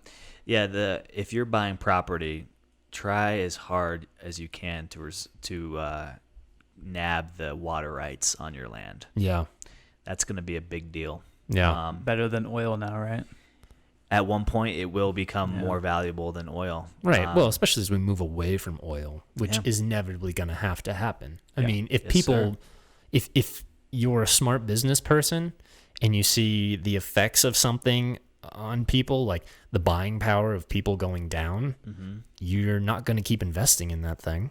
Oh yeah, I mean, you look at Exxon, Mm-hmm. and at one point they were the wealthiest company in I don't know the world, but the U.S. at least. Yeah. They had the highest market cap, and now they're like way down there. Yeah. And that's the exact reason. It's like no one wants to invest in them anymore. Right. I don't think they've been innovative enough. Right. So Well, a cyber world, just to get back to our point, is far more valuable than the oil industry. Yeah, we've Yeah. seen that during the pandemic. Like all of the market that's like incredibly high right now is Right. the tech market. Right. Yeah, we moved away from innovation and material things and moved onto a virtual. I mean, there's only so many iterations you can make of a drink coaster, Right. Before and before the capitalism and free market takes a hold of it, and there's like a bazillion different ones that you can get, and Right. there's only so many iterations of a keyboard. Well, that's probably a bad example, or a jug of orange juice, you know. Well, The as innovation far as comes iterations into of the cloud. coasters go, that's a pretty good iteration. I don't know what that is Miles got it. exactly. It's Denver downtown. Did you map. do that? No, Miles bought. Oh, Miles wow. is I didn't there. make it either. You probably could guess that, but That's pretty awesome. I bought it online. Yeah, absolutely. Yeah, I'm thinking like in terms of the movie industry. I'm wondering. We talked a little bit about like how AI could influence writing process or the creation of ideas for film and television. I'm wondering maybe what we would see first would be in the editing, like we already see like AI helping out in CGI, right? Right. Computer generated graphics. I think we probably would see a lot of help in AI in editing. I don't know how you feel about that. I would say that that's the first place, to my mind, that it would start to make itself most present. On a set, again, this goes back to where we are with AI and why people say like going to a vocational school or a technical school is the best direction for a sustainable future or a sustainable career, is because there's not as much repetition in those crew jobs. Much in the same way that there's not as much repetition for an AC repairman or a plumber. Like it's a case by case basis. And so to expect that AI is going to come in and really have a significant impact anytime soon on production when everything is case by case, I think that's far off. But I do think in editing, when you have a screen and you can program something to identify something, I would agree that that's probably where that comes in. Especially when you have something like a TV show that's done, let's just like say it's like 6 seasons long, average length of a successful TV show, right? If you have a template that's created like the first season and you like have that analyzed by an AI, they could easily color filter, do all these post editing things automatically just based on what they have learned from an already produced templated show. Right. Yeah. If I know that each scene I have to have a shot, reverse shot, reverse shot, I can just program something to say like, all right, edit this. It might take playing and plugging with the best performances to your own liking, but at least you have a structure there. Yeah, absolutely. So you, Miles, in the intro alluded to that you played an extra on the morning show. Yeah, How was did. that? That was cool. That was a cool experience. I feel like it warrants some chronicling of how that happened. Yeah, go ahead. But I actually need to use the restroom. Is that okay? Ooh, it's actually Is it occupied right now? But I think in about a minute. you'll Okay. be good to All go. right. You just give me the thumbs up. All right. Hopefully I don't leave anybody with cliffhangers. We could fill this up. Just take this. Or new mimosa no on the one table. will ever know. Yeah, exactly. That's true. Yeah. Chase just looked at it like, please, God, don't. I do was like, that. this could get interesting. Yeah. For Yeah. all of those people not watching the video, I was holding a orange juice bottle. Yeah. Yep. I forget that this isn't like Freshly squeezed. this isn't everybody watching the video. Right. So when I moved to LA, I had no job lined up, which is often the case for people who move to LA. I my first gig was working. I should say it wasn't a paid gig, but it was a free internship. I did 2 free internships in hopes that that would lead to something better. I interned at a management company and I interned at a production company, both very small, both only had 4 employees in total. So there really wasn't much room for me to grow there. Yeah. So then that lasted from... Real quick as a segue. Yeah. Not a segue. Do a lot of those smaller companies rely on people coming to LA like to build up their career by having free internships? Well, a lot of them offer the free internships, and what that I think really offers them is just the free labor, seasonal free labor, without any strings attached. So you'll have the assistants to the executives, and then as an intern, you're sort of an assistant to the assistants so that they don't become overwhelmed. Mm-hmm. And so a lot of what I did was like script coverage, which is basically just reading a script, summarizing it in so many paragraphs, and then giving notes on it. Okay. So that then that would be passed on to the execs to say, like, is this good for a general audience? Does this fit our brand? So on and so forth. Yeah. Okay. If you want to take a break. Yeah. Yeah, and then we'll continue on into Great. your story. I'll be right back. So, Chase, you missed an invigorating Oh my God. story. Yeah. I had to step away for a sec. Basically, You don't have to give me a recap. I'll just listen to it. Everybody listening doesn't want to hear it again. No, they do. So perfect. basically, Cole admitted to me that he's in love with you. Oh, well, who isn't? True. Yeah, you are. I think. Oh no. Just kidding. This is super awkward now.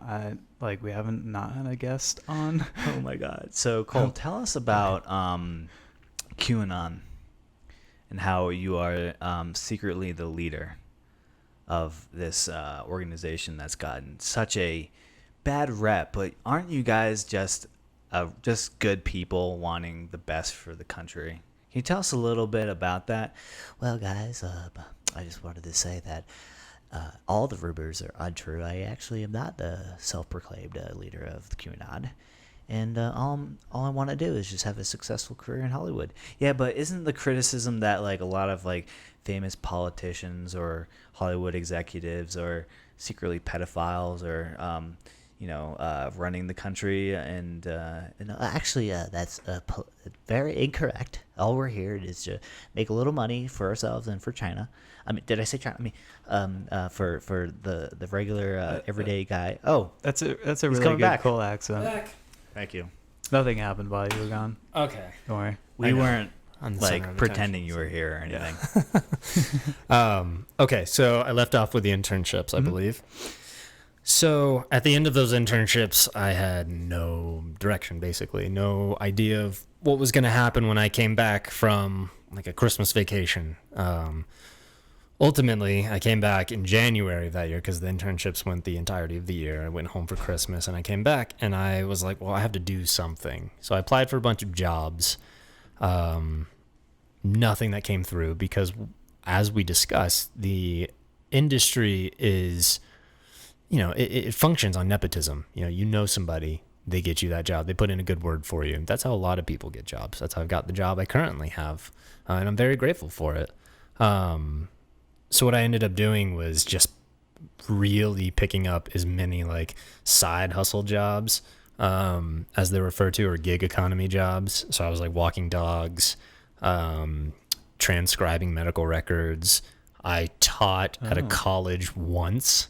Nice. And that only happened because How to pick up hot chicks. yeah, 101. that only happened because I ended up getting a sustainable job afterwards. Like literally the next week, they gave me this teaching job at the college. I didn't even know I wanted it. I went in for an interview thinking like, I really don't want this.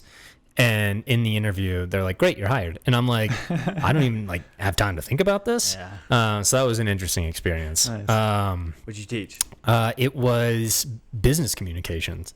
Like it was at a small sort of alternative college. Yeah. And really weird. Like it was on one floor. It was like 5 rooms. UCLA. Yeah, exactly. Yeah. But Do it was you have cool. I mean, experience it, in What? Do you have experience in business communications? It was more so. It definitely leaned into like my English degree. Oh, okay. And there was a rubric, there was a book, like they were just kind of following along. It almost felt like elementary curriculum. Yeah. And, like, what is small talk? Like, I can do this. This is easy. But thankfully that didn't last too long. Professor Cole. Yeah, exactly. Water. But amidst all of those, the most sustainable job I had before my long-term job that I got was as a background actor. And that is fairly easy. Anybody can do it. It's cool to talk about and sounds kind of prestigious in a sense. Like, oh, I got to hang out with Jennifer Aniston on set. I didn't get to hang out with her. She was there. She was present, and I saw her in person, and that was cool. And one of my role models as a filmmaker, Mark Duplass, was there. And I was close enough to him at certain points that, he could have just farted right up my nose. And they were really cool experiences. I already loved being on a set. Obviously, this is the industry I want to work in. A lot of people would complain about long hours, and I'm like, you're getting paid to stand in a scene and eat free food. Like, that's pretty easy. But yeah, exactly. So, but that show was by far the thing that I think I stood out in most. And the character, Jennifer Aniston's character, I was a waiter in her house, and the casting for it was like, we need hot white male waiter. Yeah. I'm like, this is weird. You're like, that's me.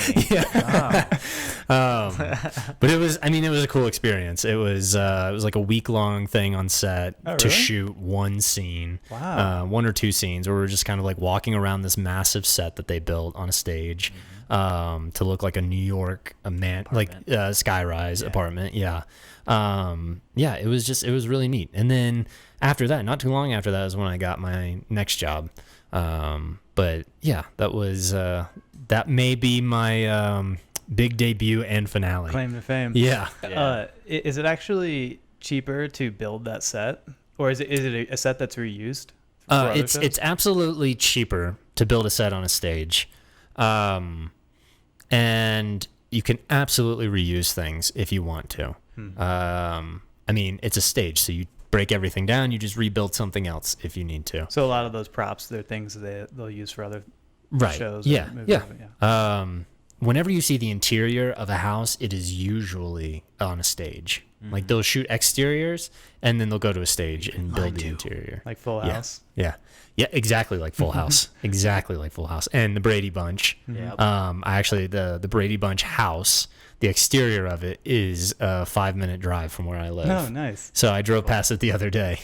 And Is that on is it for sale, or do they do Airbnb? They should do Airbnbs. Yeah, that would be cool. Yeah. A few years ago it was up for auction, and Lance Bass from NSYNC tried to bid on it and found out that there was a massive company that was also bidding on it that he never in his dreams would outbid. Oh yeah. And it turned out that was HGTV. So Oh yeah, that's right. I did hear about so that. they have it, and I think I'm sure they probably do something with it, like allow people to come in and see it. I'm sure it looks completely different from the actual like interior of the show. Right, because they just use it for the exterior shots, right? Yeah. That's how that works. Really, you shoot it once and then you have it. Like, if you watch Full House, it's the same shot. Yeah. You just plug it in. It's an establishing shot. That's all you need it for.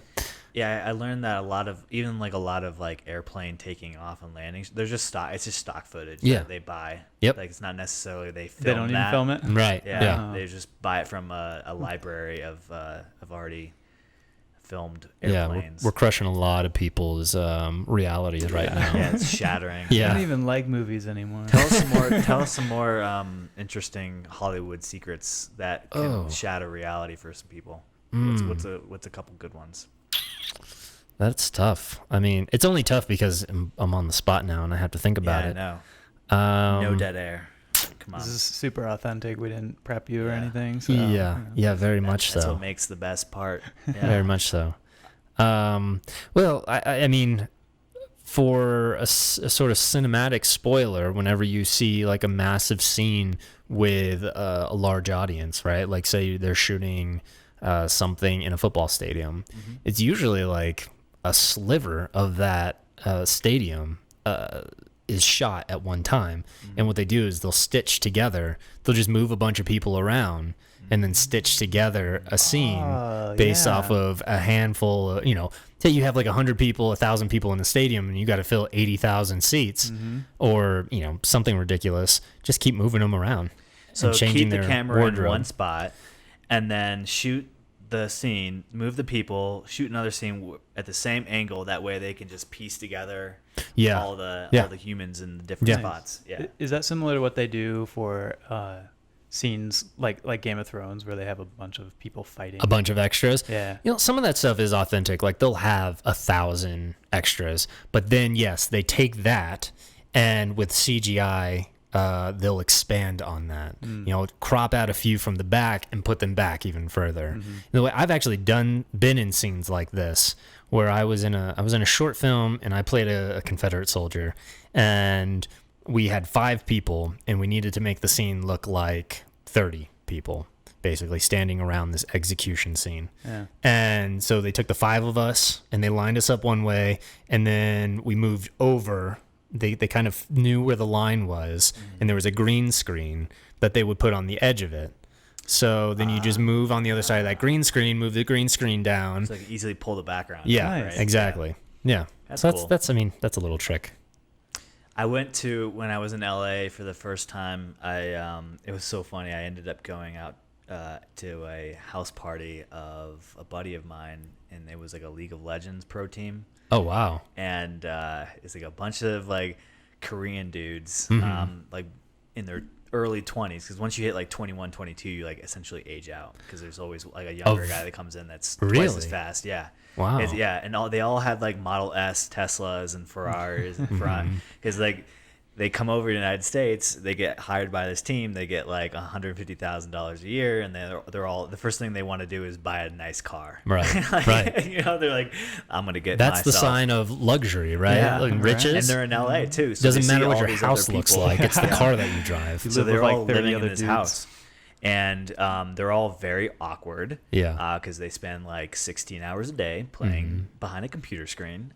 So there's not a lot of whole social. So it's like a bunch of like Korean dudes, 2 white dudes, and beer pong. And it was just like this weird environment in a suburb of LA. But anyway, we ended up going to Universal, and I got to see like some of the stages that like where the clock tower in Back to the Future was shot. Oh, yeah. Like the actual clock tower's still there, and then like the back lot, whatever you call it, and then like the field that they had just set up for. What was the Christopher Nolan film, the war epic he did? Dunkirk. Yeah. So they shot some of like the beach scenes in this lot, and that was really cool too. And it kind of like, again, shattered some of the reality of like the magic of movies. And halfway through, we walked by or drove by, because you're in this little car that drives around. We drove past a car commercial in the making, and it was like the middle of July, and they had like fake snow everywhere. And so they're shooting this Christmas like winter car commercial in the middle of July. It was like 90 degrees out, or it wasn't 90, it was like 80 something in LA. And it was like, okay. Yeah. So that's how that's done. It's all fake. I mean, if you watch Home Alone, like all of the Christmas scenes they shot, like all of the snow in those scenes is completely fake. Yeah. That's another great sort of secret of LA. Like things for Christmas, holiday seasonal stuff is shot in the middle of the summer. So when you see the actor like buried in the pea coat and scarf and their beanie, they're sweating to death inside of that thing. I always see like the actor, because I'm a fairly sweaty guy most times, which is kind of gross. I apologize for you guys who are like, ew, we didn't. Yeah, if you're just listening and not watching, he is drenched. No.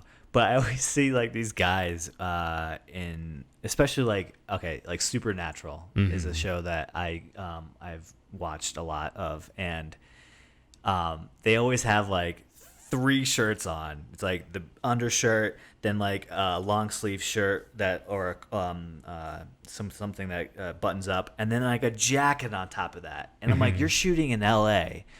in the summertime. It's like 75, 80 degrees. Right. There's no way you are not sweating your ass off. Yeah. Like the amount of ass sweat on set in Hollywood must be Right. outrageous. All the smells, I'm sure. Yeah, no, it can be brutal for sure. Supernatural, fun fact, is actually shot in Vancouver. Is it really? Yeah. Oh, okay. So, Well, and a a lot little of the CW shows are shot in Vancouver. Okay. Vancouver, outside of LA and New York, is probably the next biggest hub for shooting things. And then Atlanta, of course. Yeah. But yeah, a lot of things, because it's all on the West Coast as well, and Canada gives those grants. A lot of things will go there to shoot and fake like they're in LA or something. Yeah, I heard one of the reasons why, going back to that show, the one we talked about from Netflix, Bloodline. Yeah. Yeah. The reason they canceled the show effectively was the tax cuts or rebates had run out Yeah. in Key West, because they actually shot it in Key West, Right. or in the Keys. Yeah, Florida is not friendly to the film industry. Yeah, and It's very I don't expensive. get it. Like it. There's a debate by some that the rebates don't make up what's being spent there. I think that's bullshit, because I think the longevity of a series being somewhere eventually does make up for that. I mean, if you cancel something so early, like, obviously it's not going to earn back the rebates that you gave them. But yeah, I mean, I think that it's a great industry, and it's only just more jobs for people. Yeah. Like, people who are interested in doing that stuff, not having to pack 14 million people into LA or however many in New York City, spread it out. People want to tell stories all over the country, and New Orleans is becoming a new one. That's exciting. Santa Fe or New Mexico in general, just shooting out there. That Netflix, that's where their second hub is. Is out in New Mexico. Yeah, it's growing, and more opportunities are presenting themselves. And I really wish Denver had more industry here. That would be cool. Yeah. Because I think it's a beautiful city, and I just think diversify, right?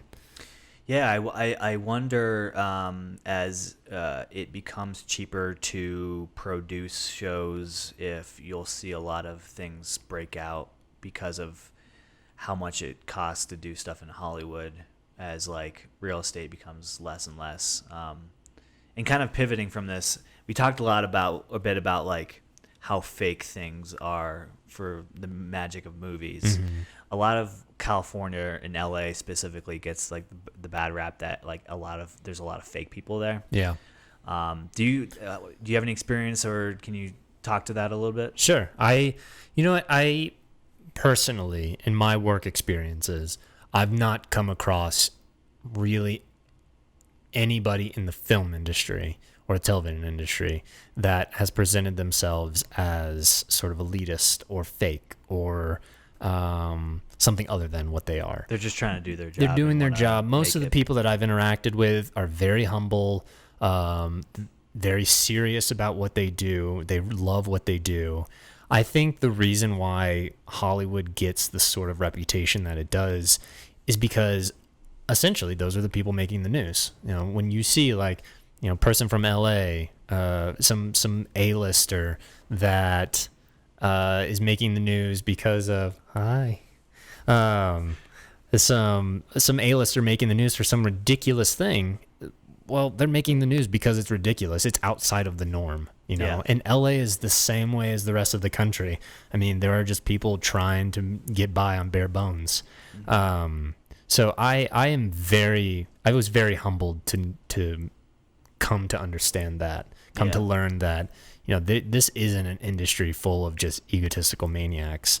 A lot of people are very kind. Tom Hanks has the reputation he has because he is that way. Yeah. Not that I know him personally. I wish I did. He's an evil person. Yeah. What about, I think we need to clear up something. Is Ellen actually a jerk?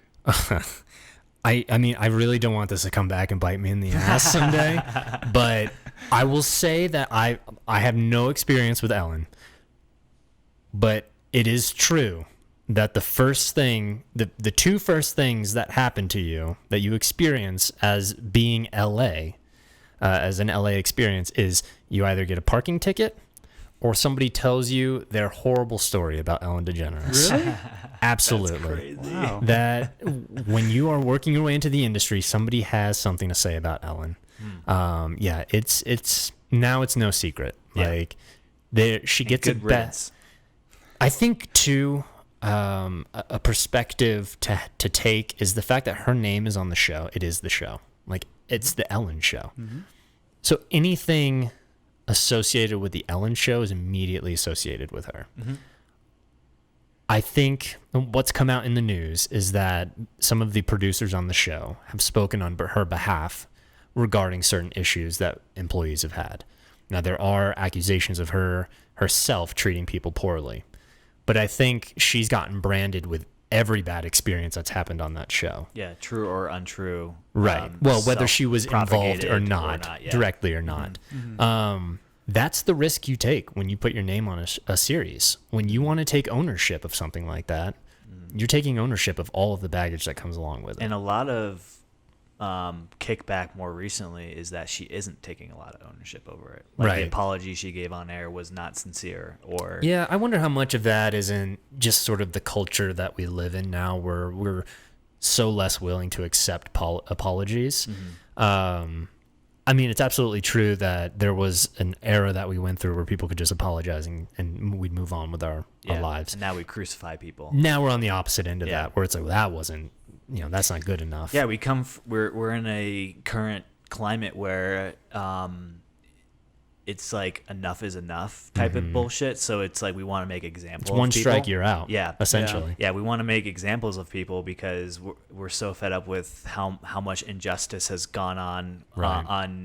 on Justified, I guess. Right. Yeah. The unfortunate truth is somebody of Ellen's stature, her show could have been canceled, and she would have never had to work a day in her life again. Yeah, she's hella rich. Right. There's no repercussions for her in canceling her. Yeah. So what do? You make her face the music, and that's the best you can really ask for. You can ask her to say, you can ask her to actually invest in more and more charities and shine light on more social issues. And I think, though, for her, a lot of people see that as a veil for her show because she's the be kind person. But she's also a stand-up comedian, and in the comedy world, like, they're not perfect people. Yeah, there's little rules to Yeah. run through, and I'm not trying to say that like Ellen should be crucified and her show should be taken away, and then that's that. Right. But maybe something more sincere, maybe something more heartfelt. Yeah. Something more, maybe I don't know. Was her show actually canceled? No, she wasn't. just I came think back so. for another Yeah, season. okay. She was in. I mean, I had read that she was considering stepping away, but I don't think WB would ever let that happen. I mean, that's like money in It's the a bank. Yeah. it's a money Yeah. pit. That yeah. show's got to be so easy to make, right? Right. You just need to get famous people to come on, But talk people- about shit. Yeah, what people have to realize is outside of Ellen, there are so many other people that rely on that job. Regardless of how you feel about her, asking to cancel that show is getting rid of 100+ jobs. Yeah. Yeah. And that's a big ask that I think people don't see because they don't know what's happening behind the scenes. They don't know that there's a production office. They don't know that there's a crew behind those cameras or behind the curtain. There's so many people that have been on that series since its inaugural year.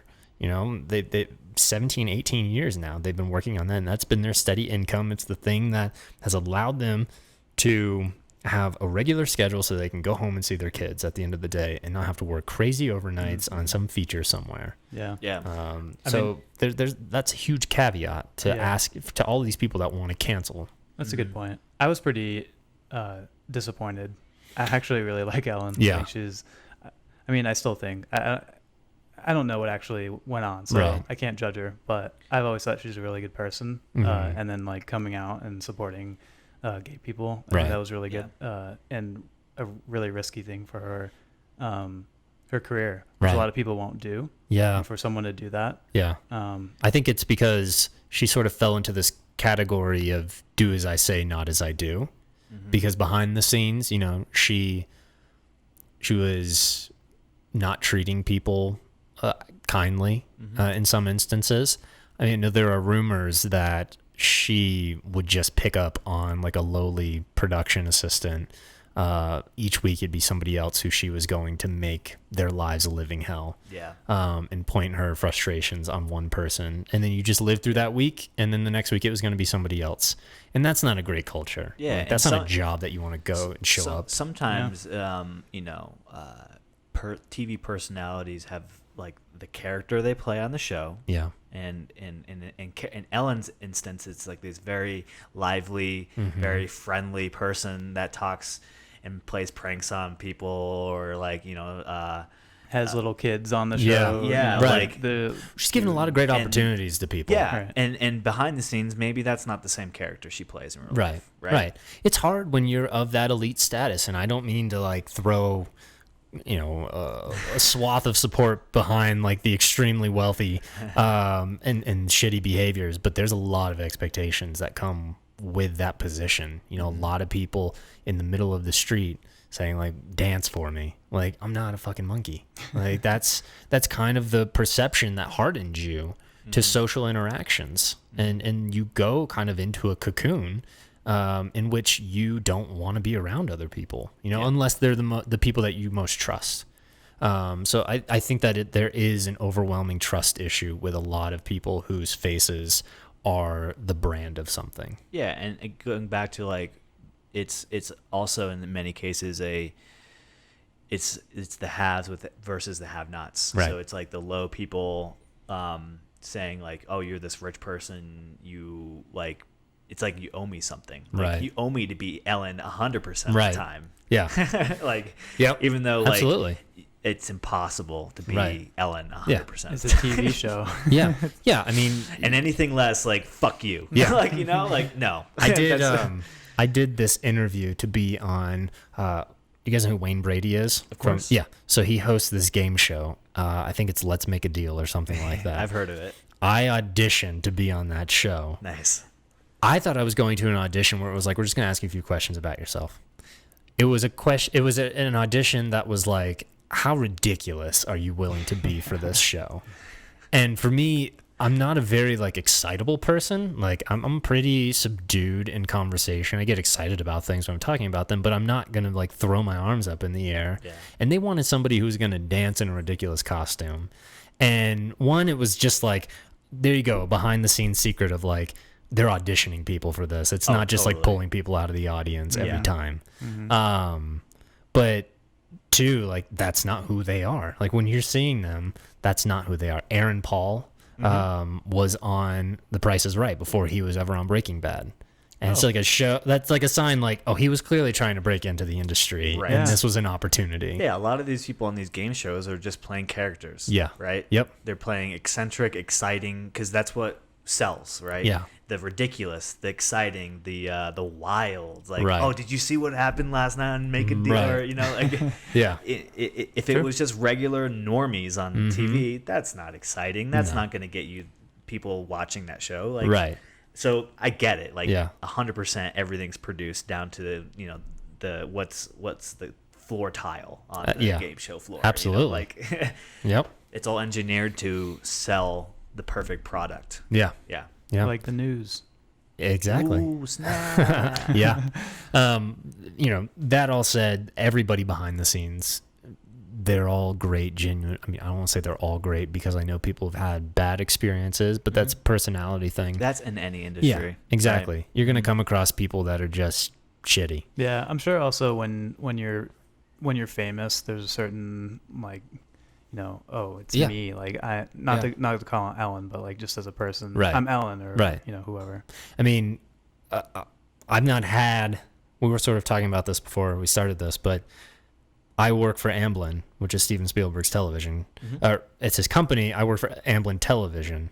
I've not interacted with Steven Spielberg one-on-one. I've been on a call that he's been on. And the way that people talk about him, the way that I saw him interacting with other people, I couldn't help but just be in awe of him as just a human being. Like, this is fucking Steven Spielberg.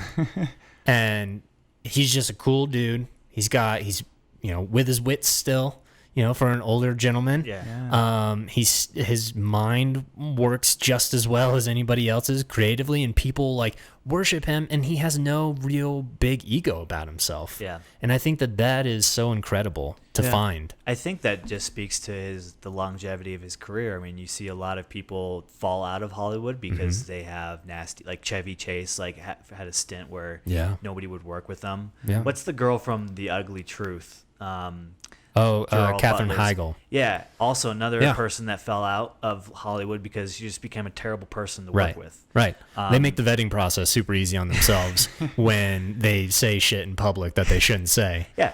And exactly. when they critique the work that they were paid millions of dollars to do, like, what? And how amazing is it to meet somebody famous like that, like Tom Hanks, like you brought up, that is actually like a really cool, chill person. Yeah. And not some weirdo, like maniac or mean person. Right. It's like, no, you're Forrest Gump. Yeah. And he was like, Yeah. I grew up watching you, and hey, it's so cool that you're actually a really cool guy. Yeah. Yep. When you're not in front of a camera. And the vetting process is very real in Hollywood. Like, this is why you see people not getting jobs anymore. I mean, these production companies, they're not shy about saying, like, we don't want to work with that person. Like, they do not have a good reputation. They don't treat people well. You only get so many strikes before you're really having to correct your persona in the character that you've put out into the world. Because I'm sure it's going to cost the production company more money when you're a hassle to work with. Right. So it's like, okay, how much is it worth you being you? Right. Like, Well, that was half the reason that whoever produced House of Cards, was it Netflix? No. yes. That was it? Yeah, it was Netflix. Yeah. Dropped, what's his name? Yeah.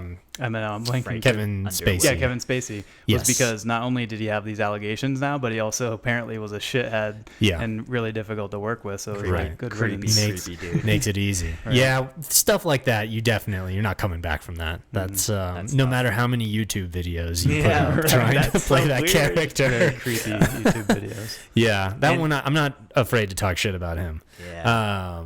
In fact, Were you touched by Frank? No, I was not, but I Spacey. went to grad school with somebody whose really good friend was. Oh, Yeah. wow. Yeah. Like, it was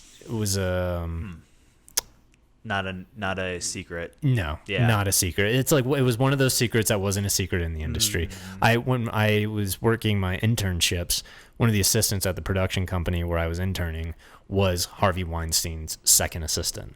Ooh. Yeah. So, Wow. and everything fit the bill. Like, he obviously didn't know about these sexual assaults, but his shitty behavior was something that was very well known. Yeah, I feel like there's nobody that is standing up for and being like, well, I guess like Matt Damon was like, I had no idea. Well, and that's another aspect to it. Like, people who sit in their homes in Central Florida watching daytime TV, not to knock them, but you don't know what you're talking about when you say, like, oh, that person obviously knew what was going on. Yeah. It's like, that was a work relationship. Yeah. That was somebody who signed on to foot the bill for a project that I was really passionate about. Yeah. How the fuck am I supposed to know what they're doing up in a hotel room? Yeah, In the middle right. of the night. Yeah. Like, or Kevin's behind his locked door right. office. Yeah. Exactly. Unless you've actively been told by a victim, you would have no idea. You would just know that guy's a shitty guy, but he has good taste in movies. And even then, you're like, well, you're a nobody. Why would I trust you? Are you just saying that to Right. like crucify somebody that maybe fired you? Right.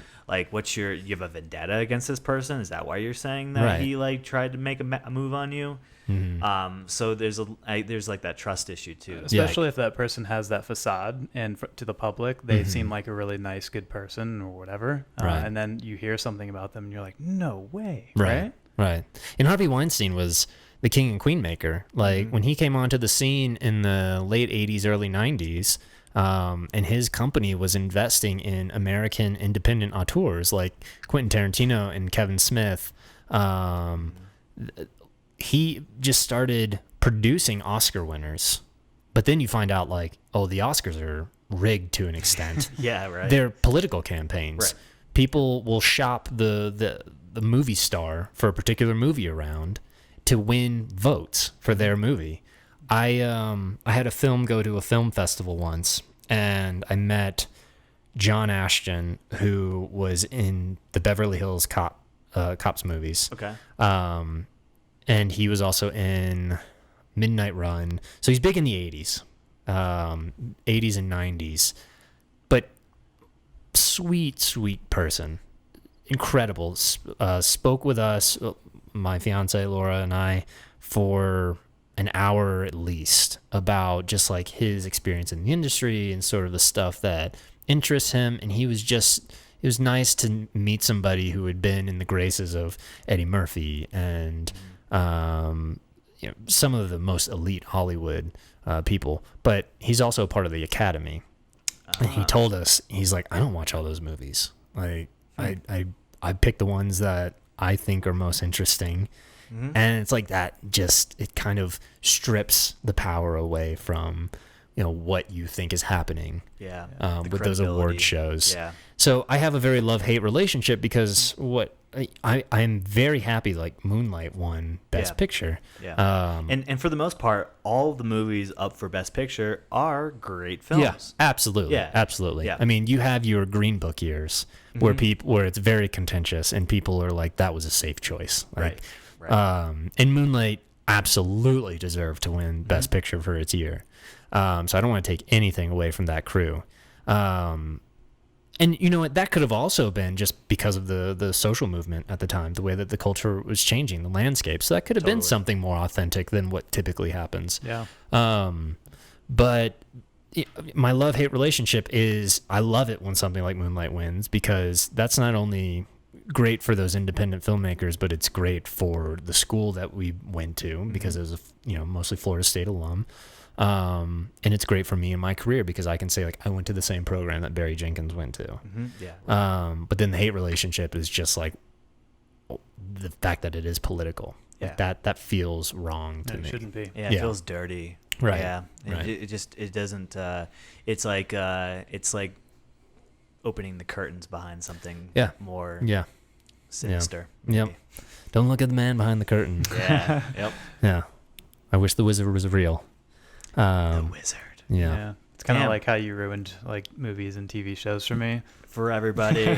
Sorry. You know what? Even knowing it, it won't bother you. Like you'll be so ingrained in it. Yeah. I will say that having gone to school for screenwriting has made watching things more difficult. Yeah. Because I'm watching them with a critical eye now towards the storytelling aspect. Mm-hmm. I have a sense of production and how things are done, and so sometimes I'll pick up on those the little bits that stand out that I'm like, ugh, I don't like that.